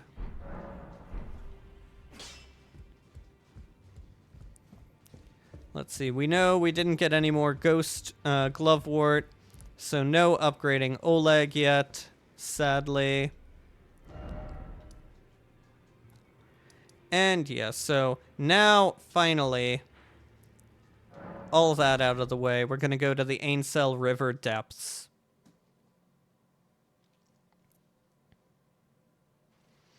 So I have high hopes for this because we did really well in the mine with one-shotting things. And so I feel like we're going to be able to just bug zapper these bugs. And I am correct. Okay, well. So Lightning Spear has a nice little effect.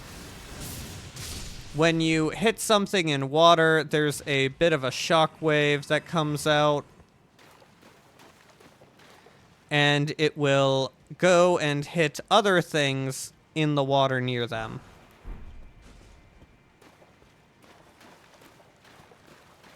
Generally very useful. I really like it. We've got a little ambush bug.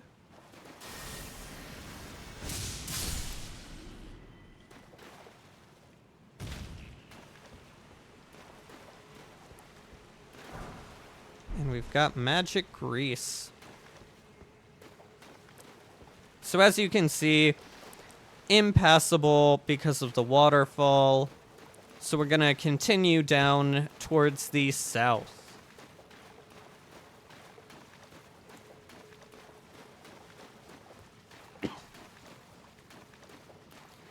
Now, the bugs are not the worst thing. I don't know if that one's going to try and ambush us when we go through here. We can't target him for whatever reason to get him down on our level.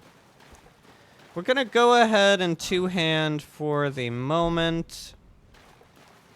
Because, yeah, we see them ahead. We've got a nice person warning us of the right-hand side. So we're going to come in. Shoot. Yeah, not too difficult. They are more dangerous in melee than you think, and they're faster than you think. But we have a +9 Claymore, and that is going to do wonders. So we can see that one has already aggroed us.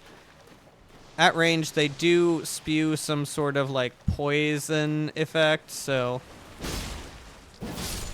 gonna deal with that. I feel like, yeah, there we go. Oop.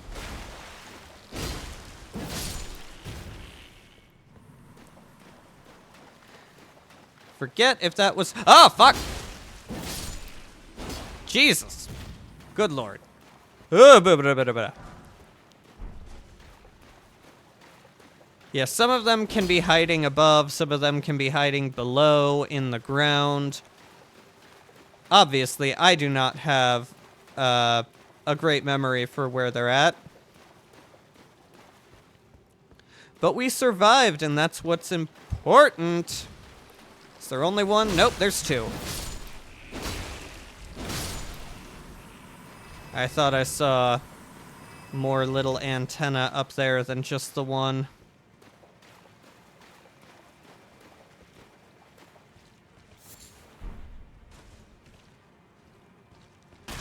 So we got this guy here.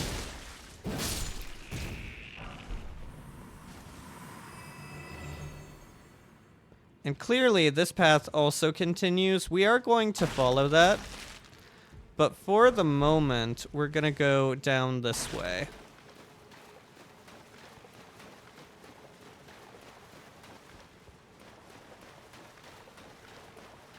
So as you can see, we have a strange building.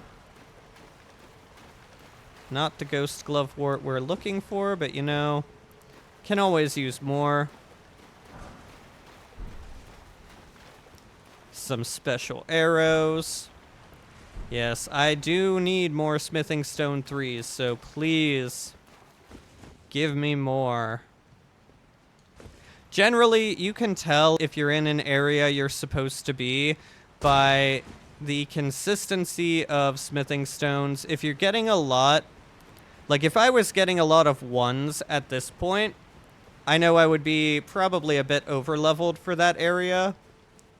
Because what I really need are 3s and 2s. I wouldn't be overly upset at seeing some 5s either, so that is where we are going. More interesting ruins, some lovely fellows down there that we're going to have to deal with. Yeah, I wouldn't be upset at seeing 4s. 5s I do not want to see. 5s we would probably be a bit under-leveled for at this point. So I'm going to be happy with my 3s and continue on.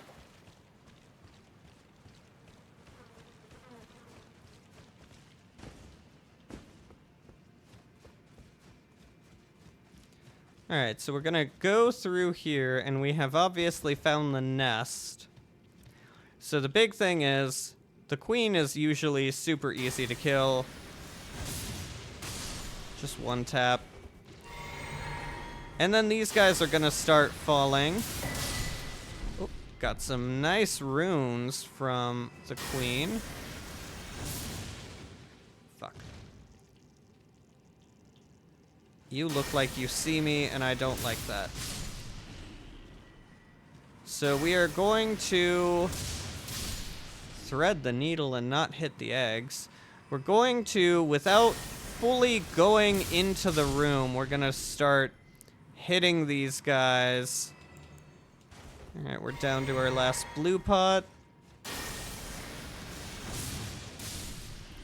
Yeah, we're gonna start hitting these guys to take them down.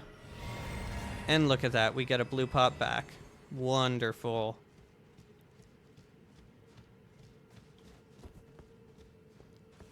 So yeah, that was really nice. We got a good amount of runes, good amount of loot. Cleared out the pests. I am not looking forward to, as spring and summer continue, I always get a little bit of an ant problem at the start of it. Not looking forward to that continuing.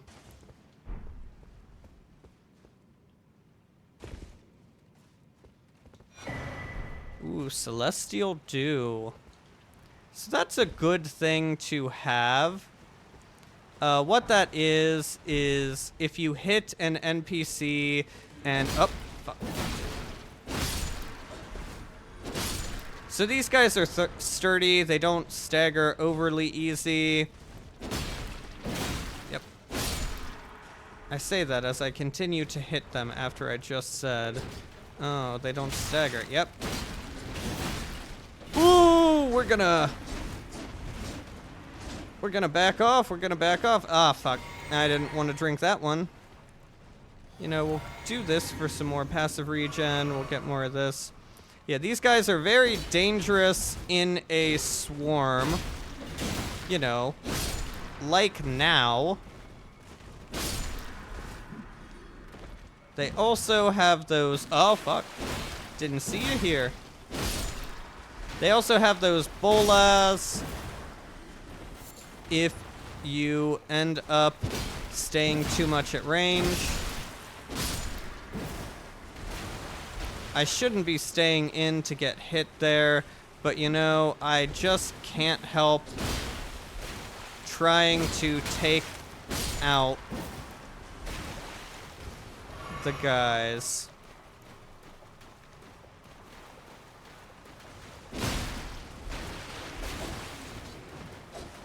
Now you'll see later, there will be a lot of areas that have these guys where you can also ride Torrent. Torrent makes them an absolute breeze.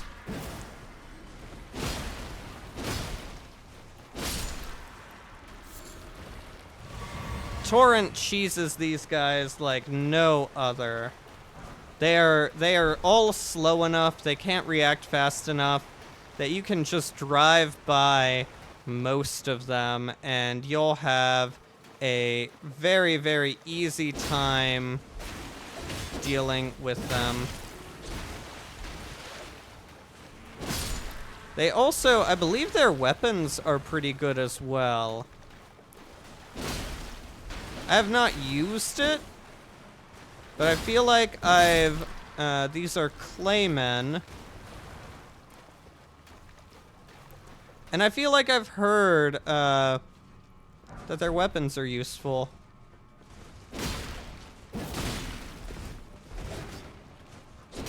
Fuck. I keep staying in for at least one hit more than I should.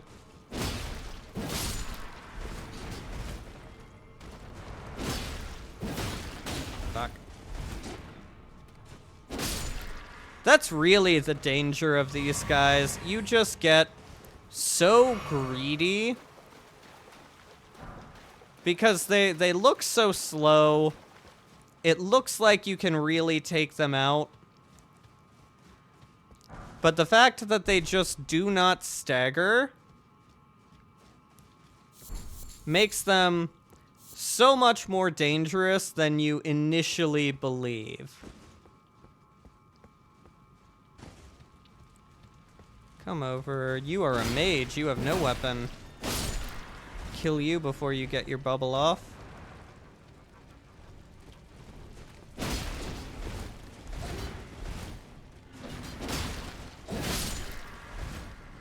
I always think I'm a little bit faster than them. I mean, I am faster than them. But I think I'm faster in enough of a way that I am going to get off 3 swings before they get off a single one. And my weapon is big and a little slower than I like to believe. Alright. We're gonna take this side passage, as you're going to understand in a moment. So, there is going to be a bug sort of thing hanging from the ceiling. And it is going to summon a bunch of meteors to try and kill us. So my goal is to run up there, avoid enough of the meteors. This should block us from the first wave. Continue. Gonna run.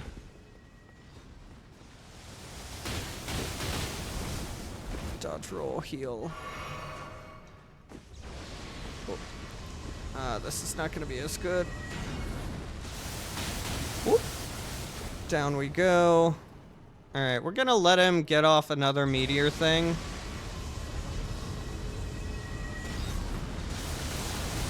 Because the pillar will save us. And then we're gonna come and stagger him with Lion's Claw and kill him. Very, very frail when you actually get up on him. But the meteors are gonna stagger you so much that battling him at range is not going to be worth it. It is going to be far, far riskier than you think. You're gonna have a very rough time. I believe the fall from here will kill me. but this nice little ledge will break it, and then we can jump the rest of the way down. And we finally have the map for this place. We also, conveniently, Is someone there? have a merchant. Customer? Well, how long has it been? So, this guy's got a lot we want. We're gonna want both the cookbooks and this Lost Ash of War. Luckily, we have plenty of runes to spend on it. The Celestial Dew, so that's what we found earlier. If you accidentally hit a NPC and anger them to the point where they're attacking you, Celestial Dew at the church with the Turtle Pope will cleanse you of your sins and turn that NPC friendly again. So it's a super useful item. I just don't tend to need it. I don't hit the NPCs. Like, I prefer to talk to them most of the time. So, another reason we took the side path to get up, beyond being the only way to reach that thing, is there's a lot more of these claymen here. Oop. Thought I'd kill you. So we're going to have to be wary. They have very slow-moving bubble casts. They can do... Fuck. I didn't think I was in range of it exploding. They can do good damage, but they are slow. So overall, they're not the hardest thing to avoid. You just have to be a bit wary of them. This is also the point where having a good Ash of War that could clear these guys quickly in a group would be helpful. Yeah, you can also see they've got a Scattershot Bubble Beam.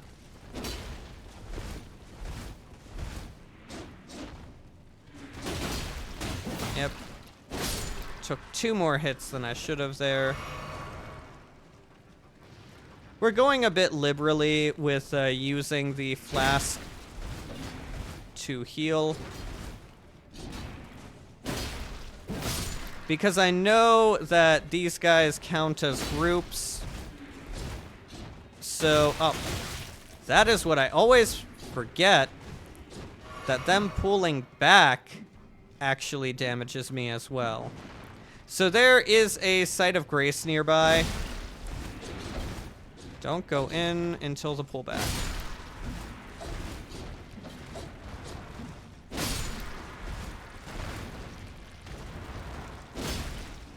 Up. Yeah, I deserve that. Up. Didn't expect you to swing.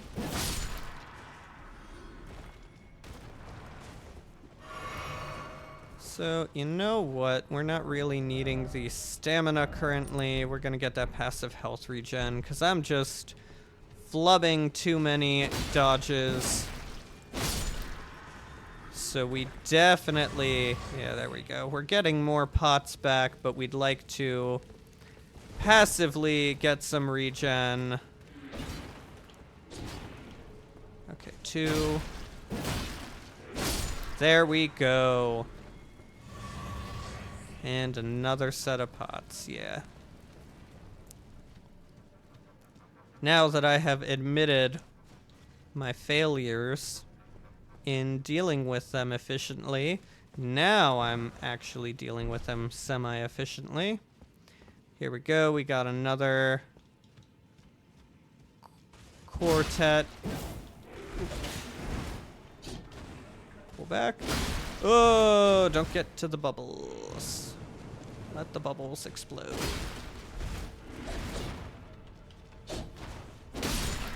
There we go.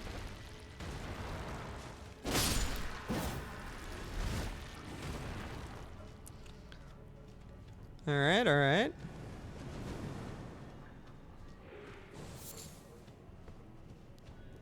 Hope that bubble bursts quickly.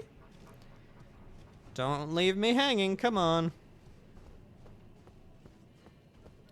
You can at some point get those bubble spells. I think they look really cool, just in general, but as you can see here, the actual usage of them, I think, is a little suspect. They're just a bit too slow.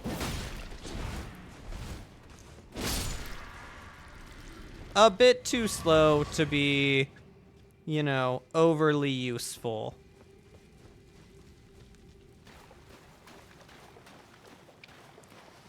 Alright, so this is going to lead us right back to the entryway into the first room with all these guys.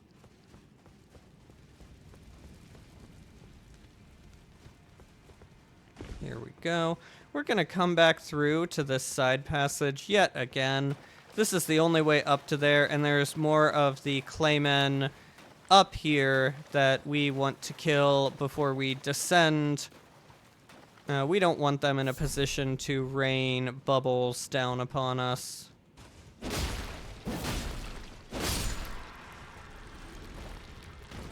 Two casters. Pretty sure, yeah, those will burst as they hit the pillar. Pillar, protect us. Go.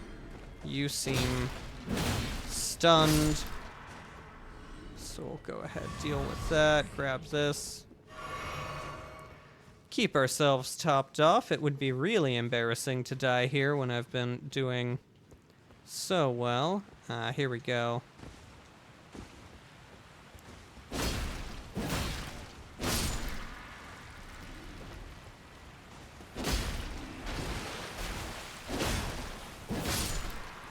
Yeah, not the worst enemies to deal with, all things considered.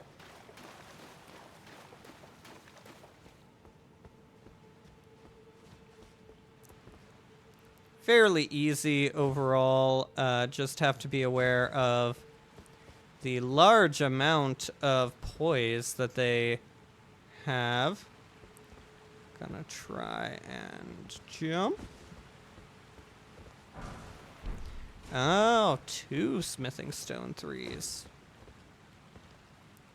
Oh. I had a little moment of panic there as I thought I was gonna fall. And then I do fall off. Oh boy. Alright, so we're gonna descend by jumping back to here. We see this guy. Deal with him, and then we're fairly okay to walk into this.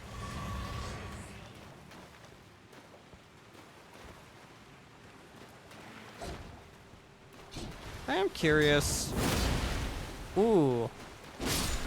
That is how tanky these guys are. Lion's Claw did not one-shot. I would have expected it to. Because usually enemies that are like the common kind like these, I'd expect that to one-shot at this point. Oh, you can backstab them.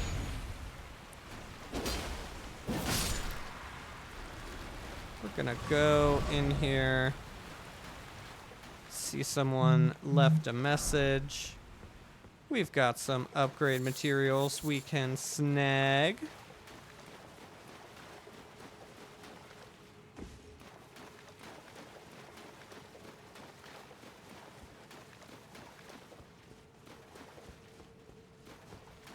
And here we go. Alright, we have... Oh, we missed some. Do they have anything we want? There might be something over there. Let's go ahead and...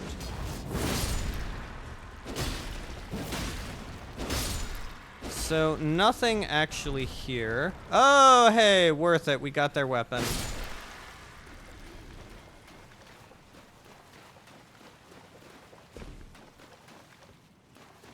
So yeah, we've cleared out this entire area of them. Got a large amount of runes for it too. So I'm pretty happy on that, all things considered. We can see some loot over there, so we're gonna run back up and grab it.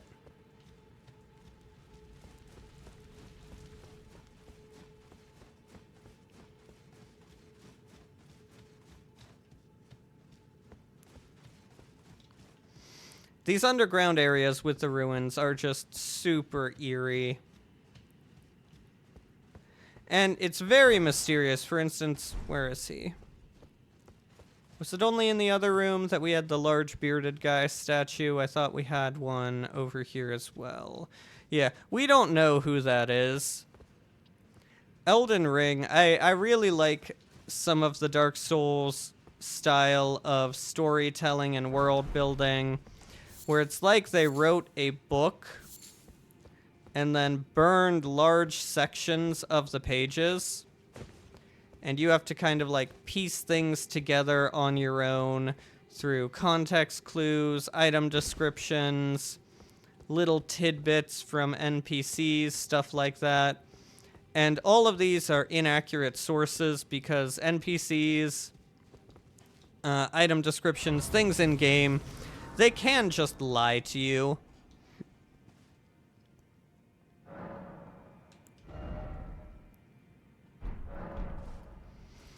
Alright, we need 6,000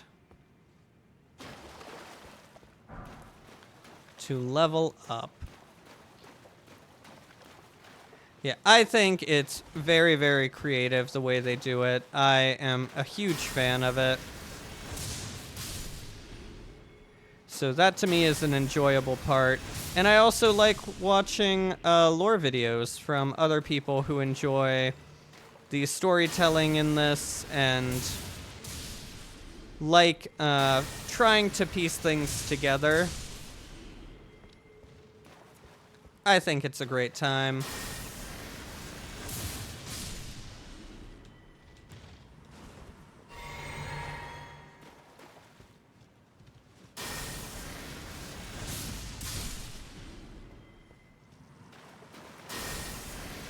Yes, don't move. Stay right there. I probably should have left that last one for when I am fully going through this point.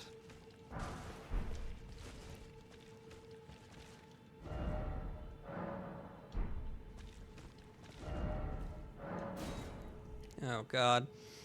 So, one of the most annoying enemies in this game are, people will call them curse frogs. They are basilisks.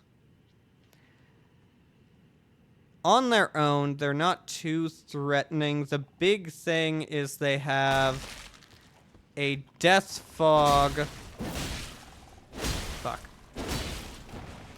I didn't kill that one, and another is coming. They have a death fog. In older games, it's curse. Fuck. When your meter for it gets filled up, you die. Doesn't matter how much health you have. It's an instant kill. Old games, it was even more punishing because you didn't just die, you got cursed, which came with other connotations. But overall, super scary enemy. Let's see. Thank you.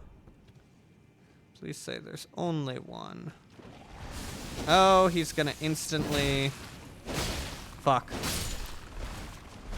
Oh, that was super scary. I could not see where the level was. It looked like it got caught on something just above me. Gonna go ahead, get to full mana. We're not gonna use it, but... Yeah. Up! Fuck. He got it off. He got it off. The close quarters also make it really, really deadly.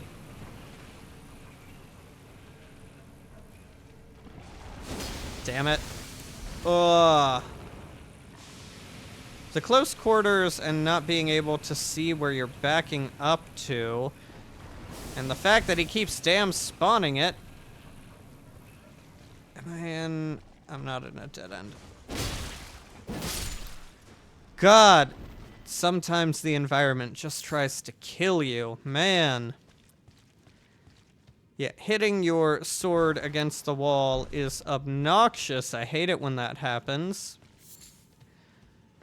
Also, here we get a lovely preview on the worst poison swamp in the game. Luckily, it'll be a while before we're there, but welcome to the Lake of Rot.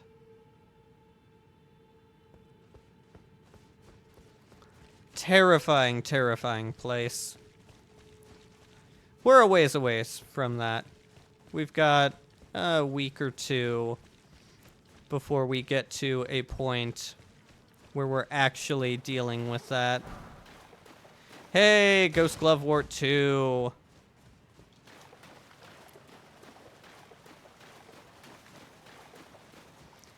All right.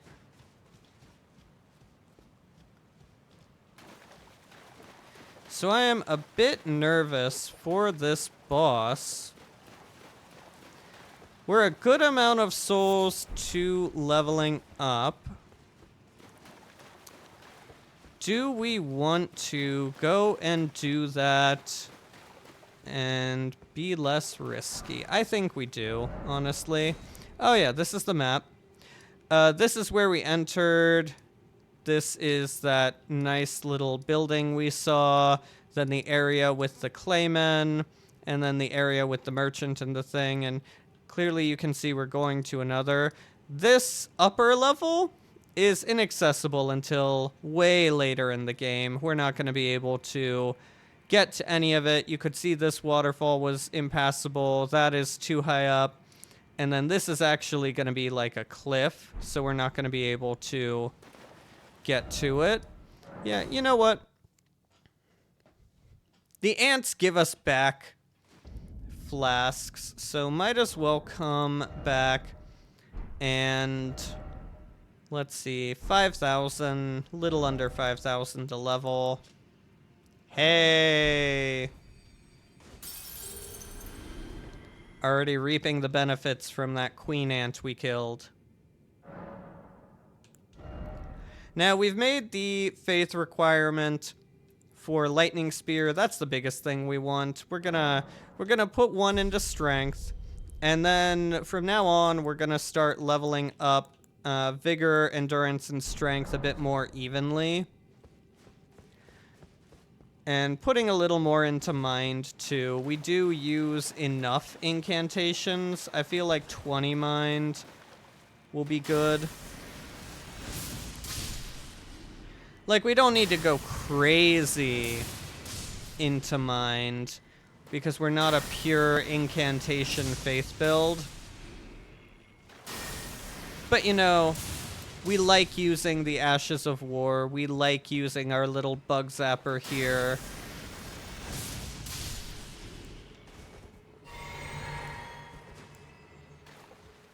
So we're gonna go ahead and continue.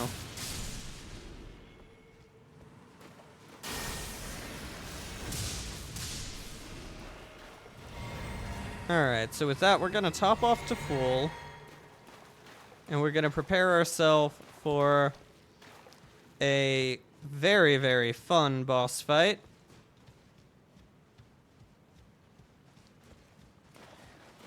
This is a cool guy. Lots of lore implications with him. Not gonna come up now. Yeah, we've got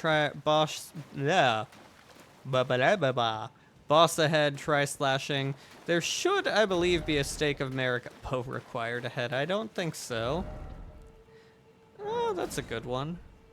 Alright, so it doesn't show a boss fog yet. This is one of those little trap wall ones that they show you. So we're gonna go in, trigger it.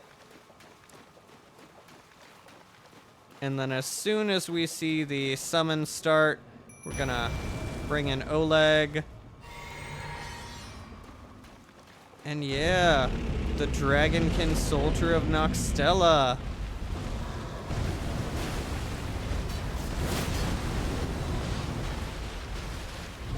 Oh, he moved.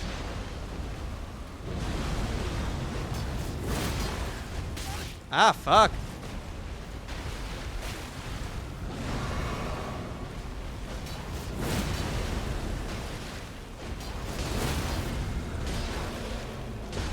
Yeah, we get a nice stagger. We are out of Lion Claw, unfortunately, so we're gonna have to slash at him. We're gonna back off for the phase 2 transition. He has Ice Lightning. Fuck. Fuck. Fuck. Fuck. Oh. Damn. And we're dead.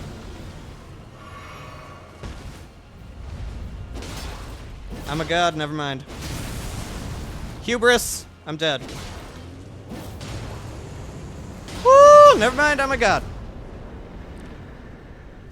Back and forth we go on if this was greed or just enough risk. Oh, man. Super cool boss fight. Ice Lightning is super, super cool. Love it. Absolutely great. Let's see, we need 2,000 to level up off that. We're gonna go ahead and do that.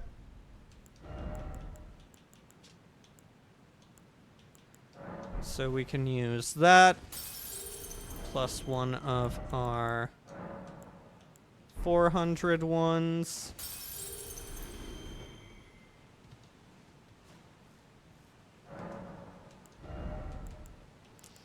And yeah, we're gonna start leveling up. We're gonna probably put one into Vigor, Endurance, and Strength, and then one into all three of these. We're gonna leave Faith where it is for a bit, because I'm happy with Lightning Spear. I don't overly need other incantations quite yet. And Strength is going to do enough to damage. So yeah, you've got these creepy statues. Lots of theories on what these are. But undoubtedly they're creepy. We have this guy. Don't really know who they are. But man, are they big. And then yeah, we can see a very pretty ceiling up above for an area that we cannot yet reach. Gonna go ahead, grab the loot this throne is built on top of. So Great Ghost Glovewort is like the capstone for unique summons when they get to that point. Amazing to have. Limited number in the game, so we've already got one. And yeah, that is as far as we can do in Ainsel River at this moment. We also bought everything we truly wanted off the merchant, which is good because he's hard to reach. Like, I mean, you can go here, but then you've got to deal with the Claymen and drop the aggro. So overall, I just prefer to buy from him as soon as I can. And yeah, the maps translate one-to-one pretty well. Like, you can see this is where we came down, and we just traveled up to there. And the Lake of Rot, you can see, is under actual Liurnia and the big lake there. So now that we've started clearing out this section, let's see, what are we gonna do? We're gonna come back all the way to here. Might as well finish up on this eastern side a bit.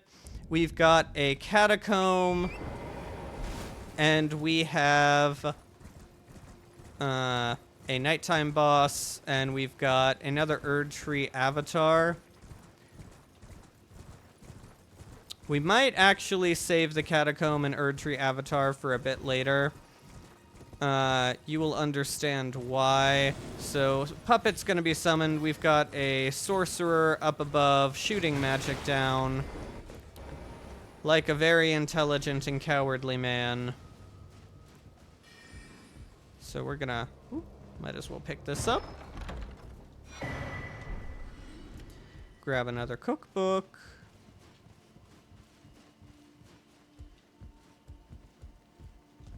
Climb all the way up. Yeah, you can see those puppets are very slow.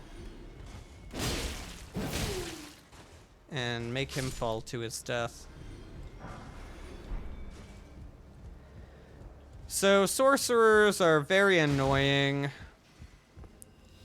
They deal a ton of damage. Very, very obnoxious. Oh, immunity frames for Torrent.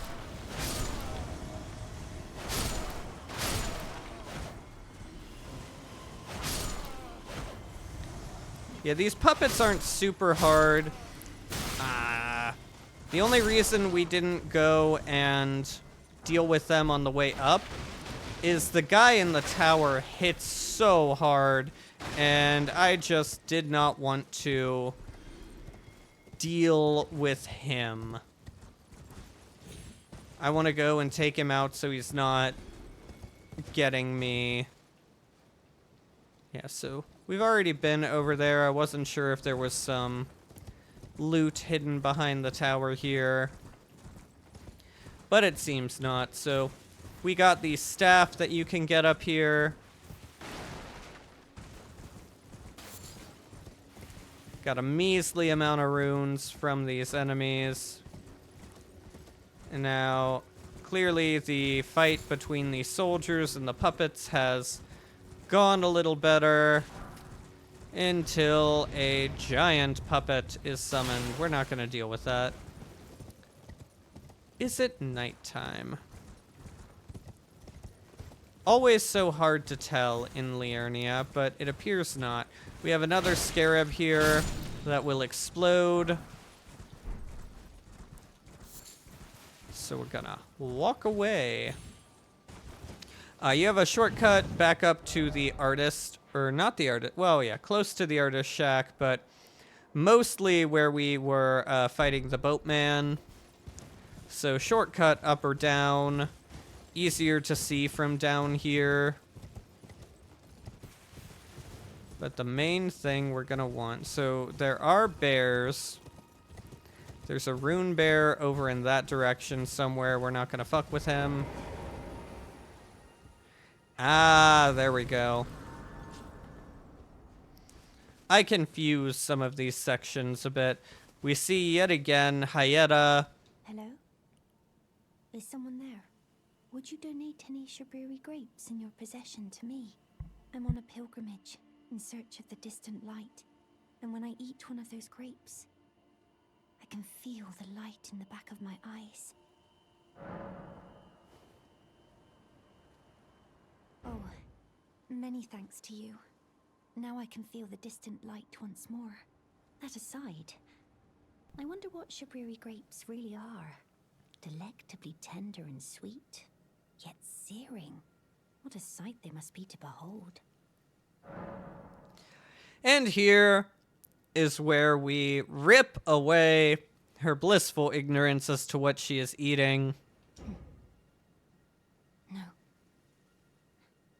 That's not possible. Not all of those people. Their own... So those noises I heard were...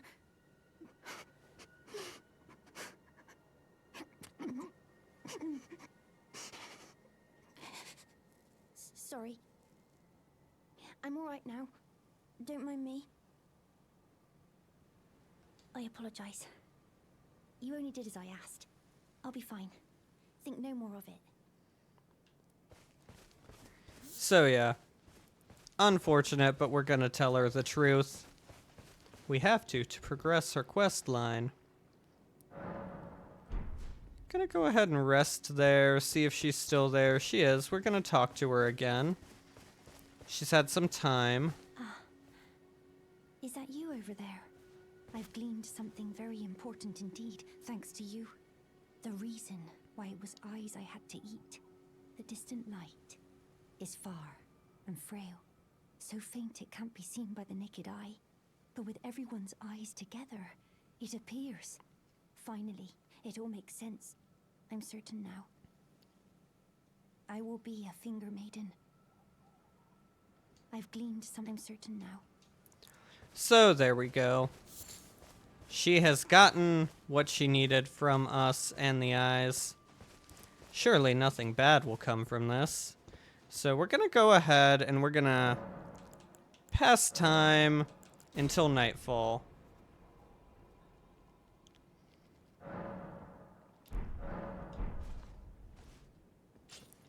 So we have yet another nighttime boss, another Knight's Cavalry. Before we deal with him, we're gonna deal with this bear. I know, don't fuck with bears. I don't want to, but there have been too many times where this bear has come in and decided to make my fight with this Knight's Cavalry a lot more difficult. So we're gonna just preemptively go and deal with him. Oh. Fuck.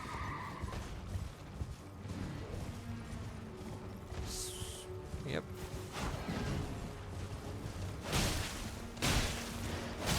Damn. He got the shoulder check that Torrent just don't have.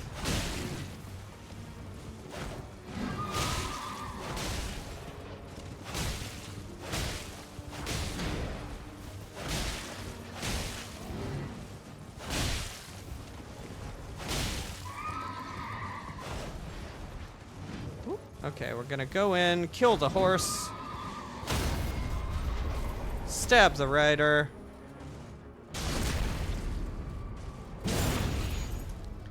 Gonna go ahead and give him a nice lion claw.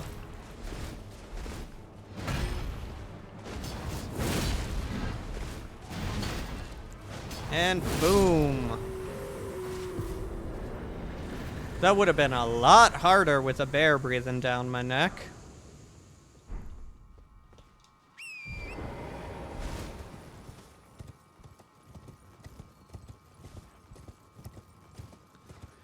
Alright. So we've got that. I think what we're gonna do next is we're gonna follow this little bridge down and explore... Who is that? Ah. We're gonna explore a bit more of the ruins around the start of the Academy Gate Town.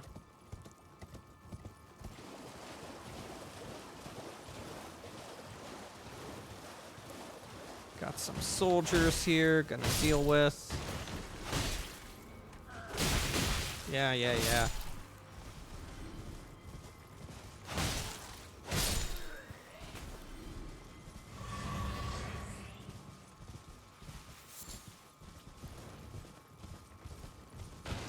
so we're gonna wander around, pick up some stuff, get loot, get runes. Kill some of these Albinarics. Dodge more of these spells.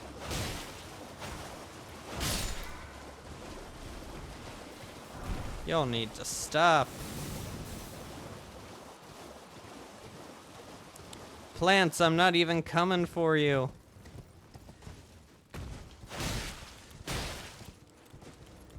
So I do prefer to just take them out one by one as we go by. Avoid... and there I go, instantly getting hit as I start talking. Avoid their cartwheel. They can do some pretty good stagger damage. So, you know, good to try and avoid getting hit. Oh.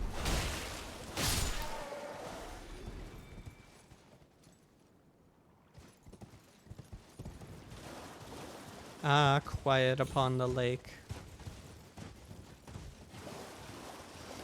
We got some funky looking crabs, but you know we're gonna leave them be.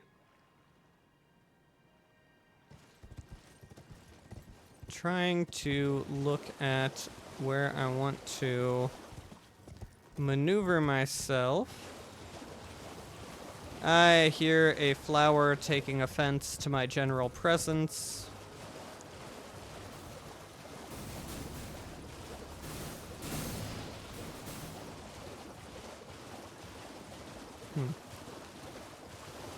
Thought I saw something. Now we do want to be a bit careful. Somewhere around here there is another death bird, and I am fairly certain we are just not at a level that we really want to take it on. Ah, but here we go. Nolania. It's me, Dialos. Answer me, would you? Hello, friend. Tell me if you know, would you? The whereabouts of the hidden house of those despicable fiends. The recusants who hunt their fellow tarnished. They laid hands upon my servant Lanya, and I refused to let the insult stand. The tale of House Hoslo is told in blood. I, Dialos, swear to deliver the message. Yep. He finally found his girl, and she be dead. Unfortunate.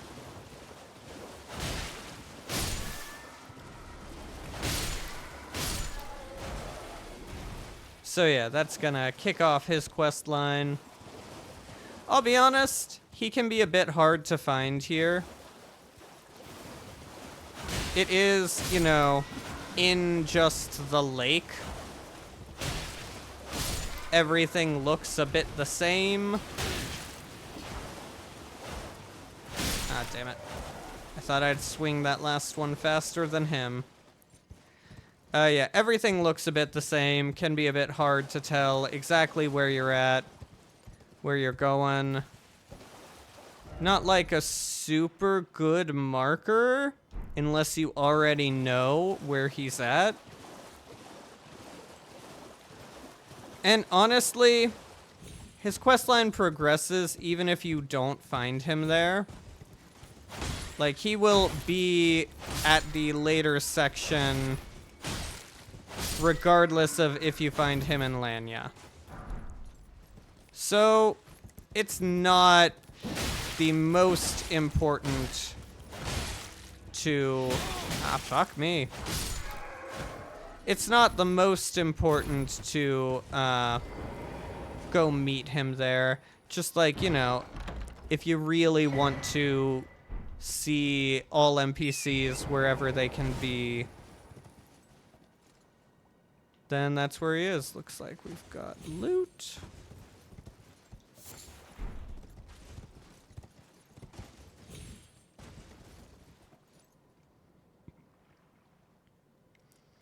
Yeah, once again, Liurnia of the Lakes, stunning environmental look, stunning ambiance, and very, very unique. That's probably the thing I like about it the most, is we come here from Limgrave, and you can just tell that you are not in the same area, that you've moved, that we're in a new zone.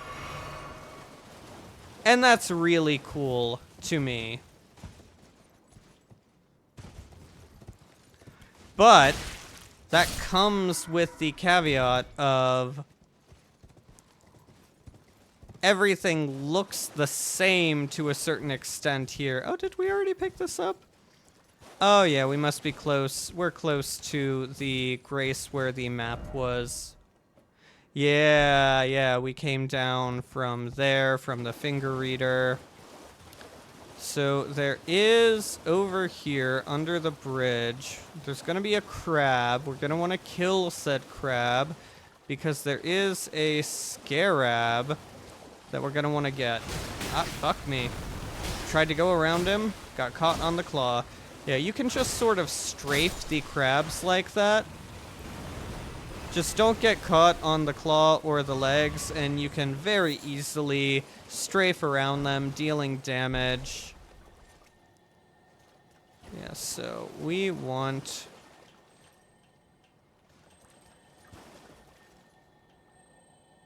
that.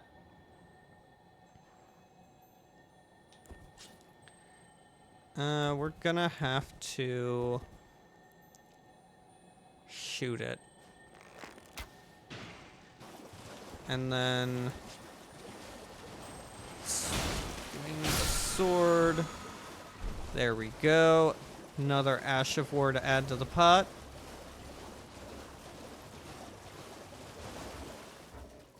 Oh, right, we're in combat. We can't open our map.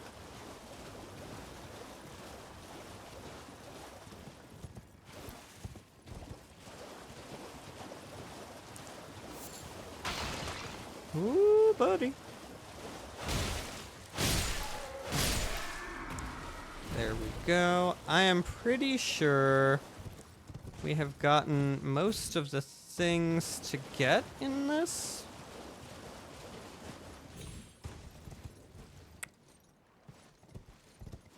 We can open the map now. Okay, we want a little southwest for the Grace.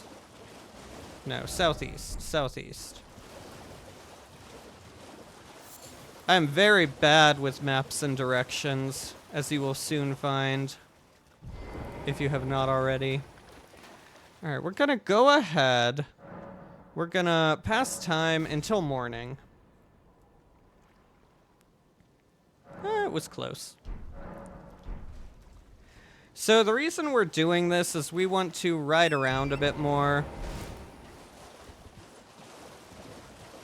And there is a death bird that I don't want to deal with in this general area. There's crawdad I don't want to deal with.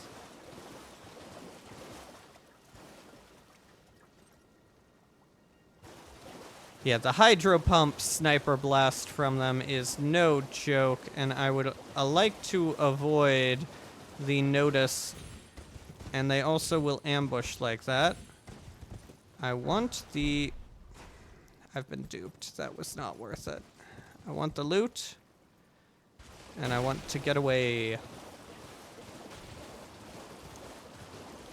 So we're going to continue in a more southern direction. I think this might be... No.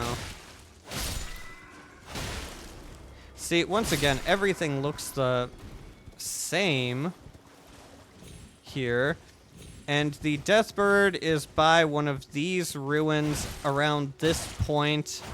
But it's going to be one that does not have the Albinaurix on it. Ah, that one.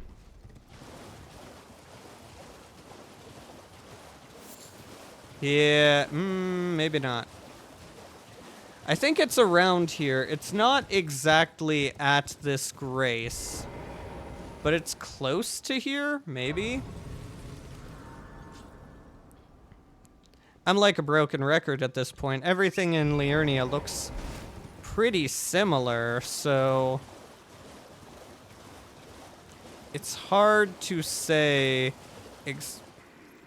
exactly where.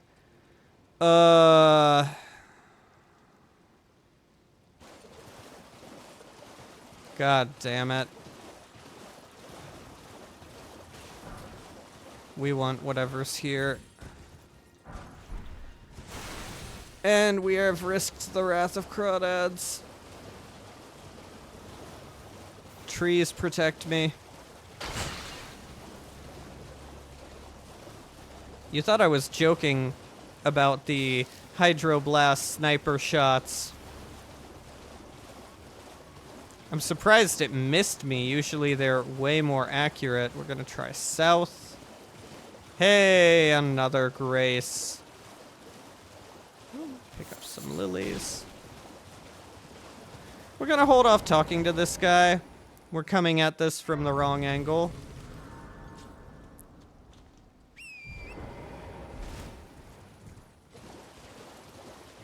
So we want to go hither. Maybe that is where the Deathbird shows up? It's somewhere. It shows up somewhere. I don't think that one. That's too close to the octopi. But hey, look who it is. Old buddy Patches. Trustworthy Patches. Oh, well. It's been a long while. It's me, Patches the Untethered. I'm still in business, if you can believe it. Now I'm my only supplier, so I haven't got much. But everything here is top-notch. Patches Emporium, now open in Raya Lucaria. Let's see. So yeah, he's still got Margit's Shackle if you haven't purchased that. I don't think he's got like too much more that he didn't have before. We already got the cookbook, which we wanted. That's a pretty expensive stone sword key. There's less expensive ones in the round table hold with the twin maidens. I think he didn't have the festering bloody fingers. But I don't like NPC invasions, I'll be honest. If you use the ones Vare gave you and invade other players, win or lose and talk to him, he'll give you a thing for a faction in the game. I don't like the faction. It causes a cosmetic change on your character, and you can hide it, but I just prefer not to do anything with that. Vare's a creepy dude. Didn't trust him at the beginning, don't trust him now, neither should you. But you can. Forgot something on your shopping list? No trouble. By the way, have you met that girl, Raya? She's a strange one, but I believe she was in need of help. Not that it's any of my business, but if she rings your bell, why not lend her an ear? You're making your way to the Erd Tree, no? Well, I heard something that might help. A special means of reaching your destination. Have you ever seen an Iron Virgin? The clunky contraptions are whirlwinds of sickles and spiked wheels. But long ago, they were endowed with a spell of transposition. And get this, a surviving virgin sits at the bottom of the big water wheel in the Academy of Raya Lucaria. Its transpositional powers fully intact. So right, if you get caught in it on purpose, it'll chuck you out straight at the base of the Erd Tree. Or so I'm told.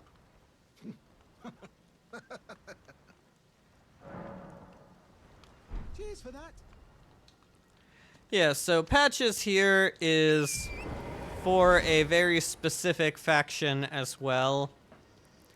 So, like always, he's not fully lying to us. What he said about the virgins and transporting you is correct. What he's leaving out is it's not at the base of the Erd Tree. It's in Mount Gelmir. So the Erd Tree's right there. That's where we want to go. Mount Gelmir is that big spire of jagged rocks over in the distance. So quite a ways away. And not only that, it puts you in a jail sort of area that you have to fight your way out. It traps you there as well, so you can't get out without finding and resting at a grace. Overall, it's a very challenging time, so I recommend steering clear.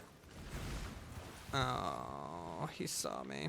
I recommend steering clear of the Iron Virgins in general. Also, we're just going to cover this real quick as well. There is a girl we're going to go talk to, Raya, in that gazebo over there. Patches is actually here watching out for her. She's going to have a thing about a locket that was stolen that she needs back. It's right here, the guy we skipped talking to. You can either kill him or pay him to get the locket back. Whatever you do, it will lock you into certain choices later in the game. Raya overall doesn't matter. Like, you can follow her questline or ignore it here. She will still reappear later at the appropriate spots. But the guy, Bogart,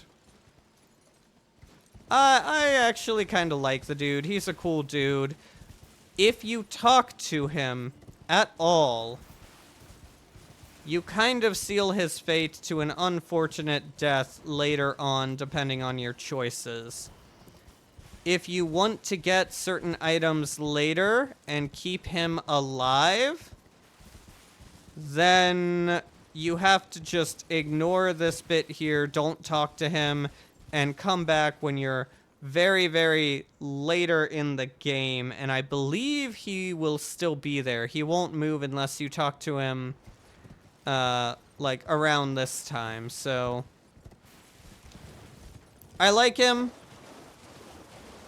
But we're also going to showcase this part of the quest, so unfortunately I am going to doom him to a very, very grisly fate. Hello? Hello? Please.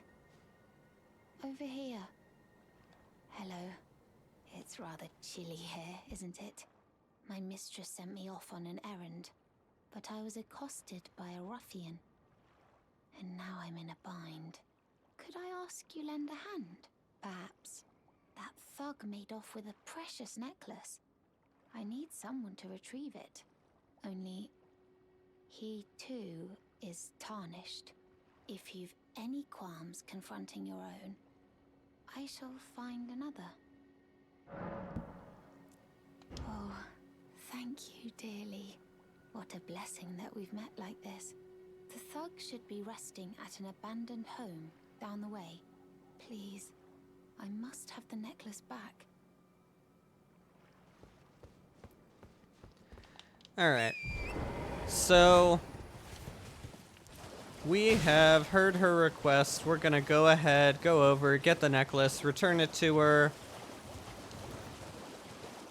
And that'll be pretty much it for the quest line. Always gotta check if there's more to these bits.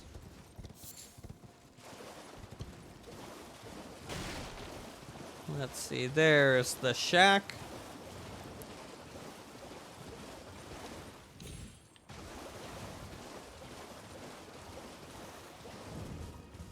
Come back here.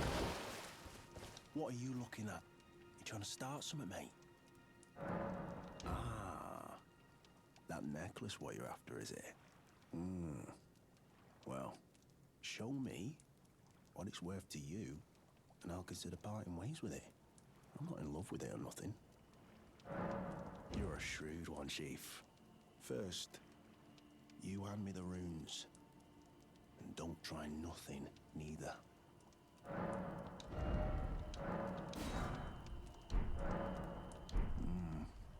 All right.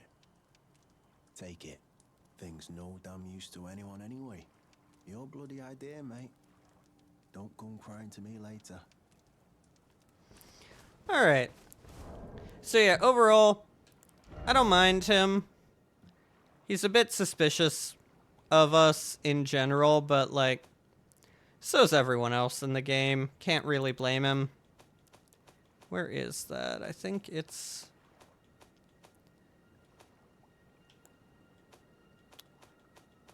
Key? Yeah, here we go.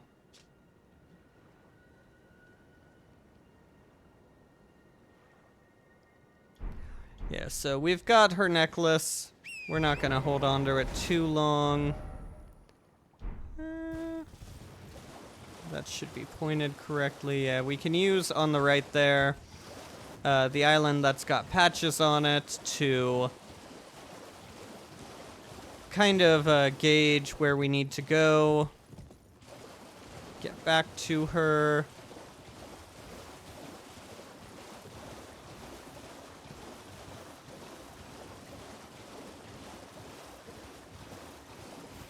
Here we go. Whoop. The thug should be resting at an... Please, I must have the necklace back. Oh yes. That is my missing necklace. Thank you kindly. I am in your debt. Did I forget to announce myself? I am Raya, In the service of Lady Tanith of the Volcano Manor, I seek stalwart Tarnished, who might join our house. You are very brave yourself. Not only a steady hand, but a steady heart. Merciless, even to your own kind. Such strength is precisely what my mistress seeks. Please, take this. Brave Tarnished. Seek the Altus Plateau, the realm of the Erd Tree. Most Tarnished are doomed to wander the outskirts of the lands between, peering wistfully at the towering Erd Tree. But you are no ordinary Tarnished. And once that is proven, the Volcano Manor will fully extend its invitation to fight amongst a family of champions. Yeah, so there we go. That's all we can do right now with her and them. So we're gonna continue south. There's gonna be an annoying sort of boss here. We're gonna give it a try. I believe heal should be what we need for it. Might be here? Oh yeah, it's here, it's here. Yep. Oh, not you. No, no, no. You.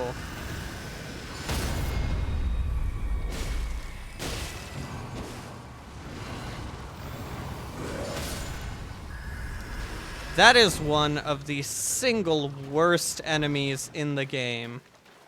Absolutely terrible. I hate it with a passion.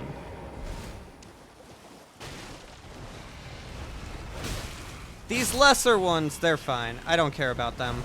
They have some annoying ranged attacks. Like, they're annoying, but they're not deadly. That bigger guy, he has some very big, very long flurries that he has a lot of hyper armor during. Whoop, come on. Yeah, he has a ton of hyper armor during. You have a tough time. Oh, fuck. Dealing with him. He teleports. Like, even on... You can't even use the horse to decently deal with him. It is a very rough fight overall. However, we cheated. See, he is weak to healing. So by using a spell that will heal you and others, you can cheat and stagger him. Interesting. You can cheat, you can stagger him. Well, that took us very weirdly. Oh, this is a trap. I don't know where this trap takes us. We're gonna ignore this for now. Wait a minute. Just had to check. I know one of these somewhere has a hidden wall, so... I don't know where that trap takes us. We're not gonna go for it now. But that is interesting. We might take that. Oop. Some lilies. We might take that at a later date. Yeah, absolutely terrible enemy. Healing cheats. If it's a radius heal like what we did, it will stun him and provide you a nice moment of stagger. You can get a critical, you can get good damage in. If it's not enough to kill him, go ahead, drop another heal, and beat his ass. He is truly an awful enemy to fight. Up there with my least favorite things in this game. if you're not capable of using a heal to cheese him. That is also why I recommend faith.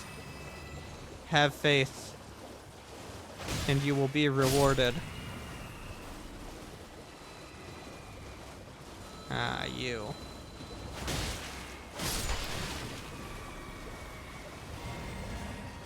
Alright, so we're gonna continue south. So we bypassed a section earlier on, and we're just gonna go and complete that. There's where we got the first map fragment. So you could go here immediately after getting into Liurnia. It's not a terrible dungeon by any means. In terms of difficulty, the difficulty comes from the fact that there is a poison swamp.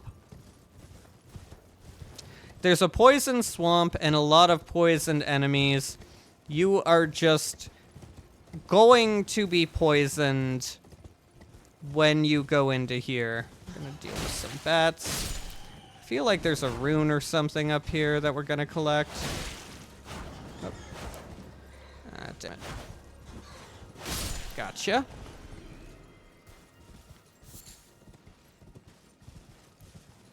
Some more bats. Maybe it is just the Arteria leaf that we're up here for.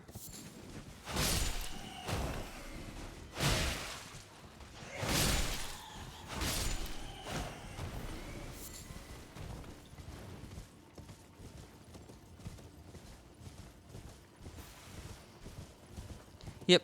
Looks like just the Arteria leaf is what you're up there for. Maybe there's something up here.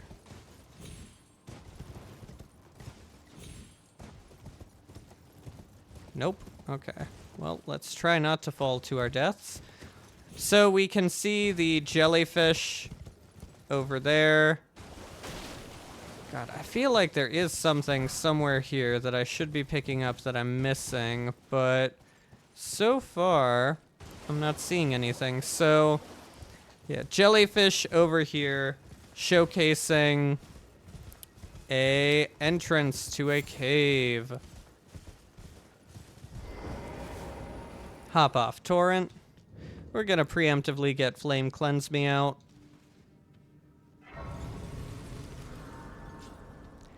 Gonna go ahead. We're gonna level up. We only need 3,200.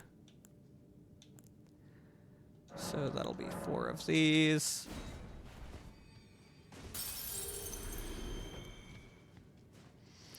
And here we're going to level up our stamina. Alright, so we're in a good spot. We don't have a lot of runes. Poison is probably going to kill us a bit. So we're gonna come here, grab our loot, and then yeah. You've got poison enemies, you've got bats. Overall, annoying thing.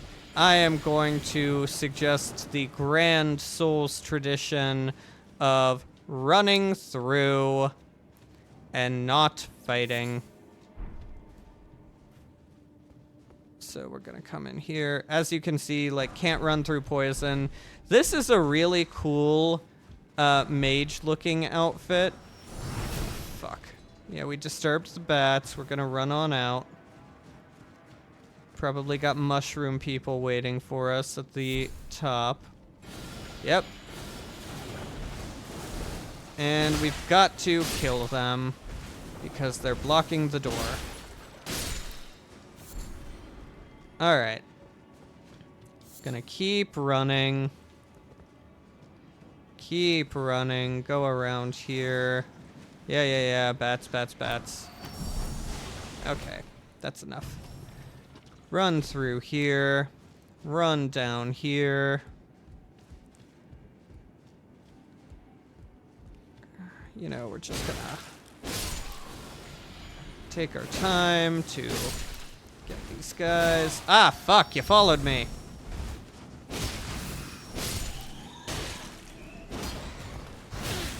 Fuck. Oh, I said the poison was the thing to worry about, and the bats are giving me the most trouble. Alright. Keep running, keep running.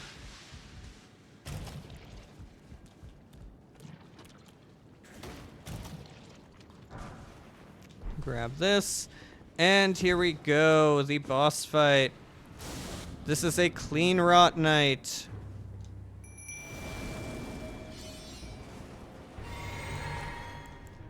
I should have drank this first. Ah, fuck. Boom! He blocked it.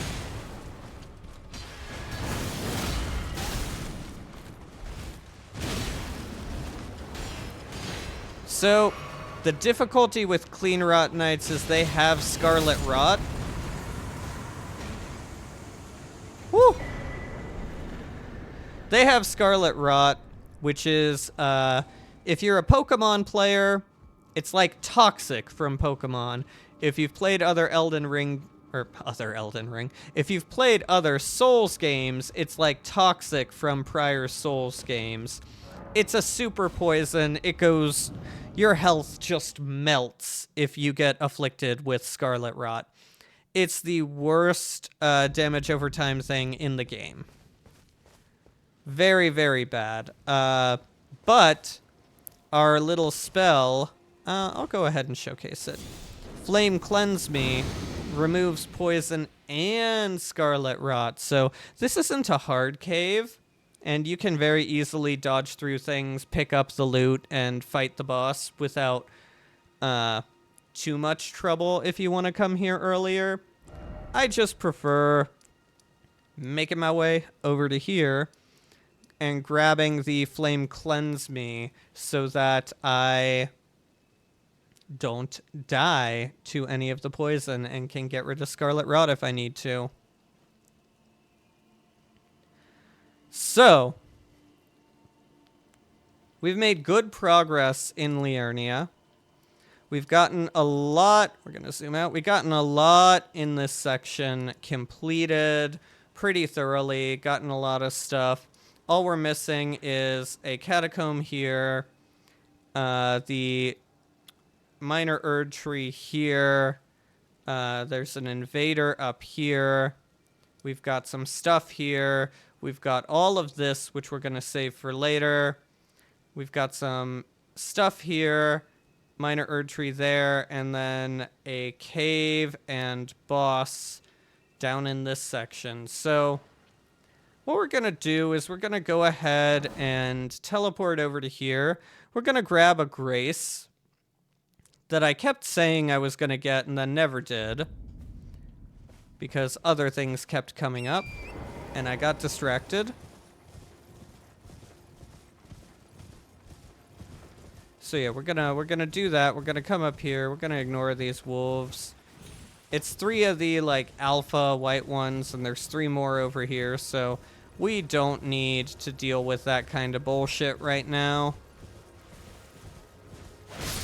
Kill these guys. There's gonna be an invisible one of them somewhere along here. He's gonna start firing at us. When we get close enough, he'll become visible. We can kill him. Where is he? Ah, yeah. Yep. Just like that. I will admit, I saw those little squirrel things and had a fleeting moment. I thought they were some of the crawling things from earlier. So this is, you can see Jarberg over there. It's a good way, if you're wandering about, that's probably how you'll see it before you figure out how to get down to it. I completely missed it on my first playthrough.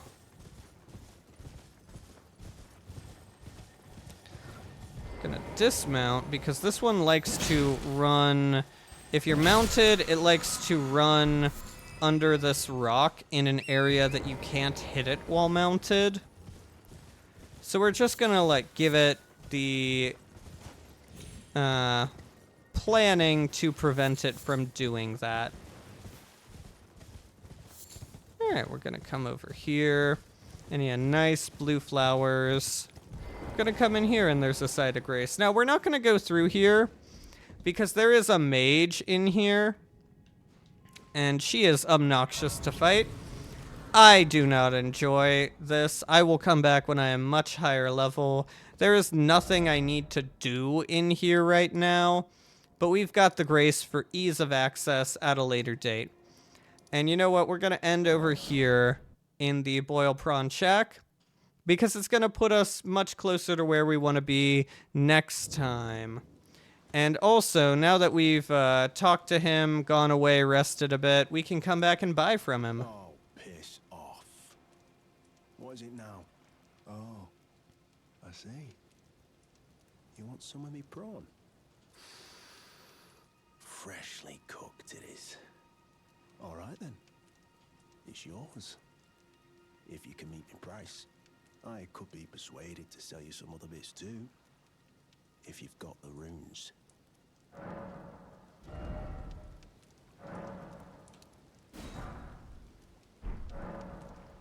Oh. So you met the girl, did you? Alright, well. Sod the particulars of the matter. But it ain't my fault she's stupid enough to get duped. Is it? Anyway. She ain't alright, that one. Lucky she ain't died on the bloody roadside, I reckon. You're tarnished too, ain't you? Can you see it then? The guidance of grace, I mean. I can't see it at all no more. Makes no bloody sense anyway. Why some no-name shithead like me should get called to the lands between. Cruel bloody joke, you ask me. Maybe something went tits up with it. Maybe it's been broke for a good long time. The earth tree, I'm saying. Never met someone with a taste for prawn I couldn't trust. We'd make good mates, I reckon. I'll be seeing you. So yeah, I like him. He calls out some of the weirdness with Raya. Like his theory on the lands between. Overall, pretty great guy. Sells us the prawns. I fully recommend buying the necklace instead of killing him. And the prawns themselves are super good. It boosts, it's a consumable, you eat it, boosts physical damage negation for a while. Very helpful. We have not been using a lot of the consumables, but we can like boost attack, boost stamina recovery, get different damage negation boosts, alleviate different status conditions. Like, it's pretty cool. And we have, through our cookbooks, picked up a decent amount of options on what we want to make right now. Like, they're wonderful, wonderful options available for us. Oh, this you can feed to Torrent to heal him. We're going to go ahead. We're going to just make 20 of these.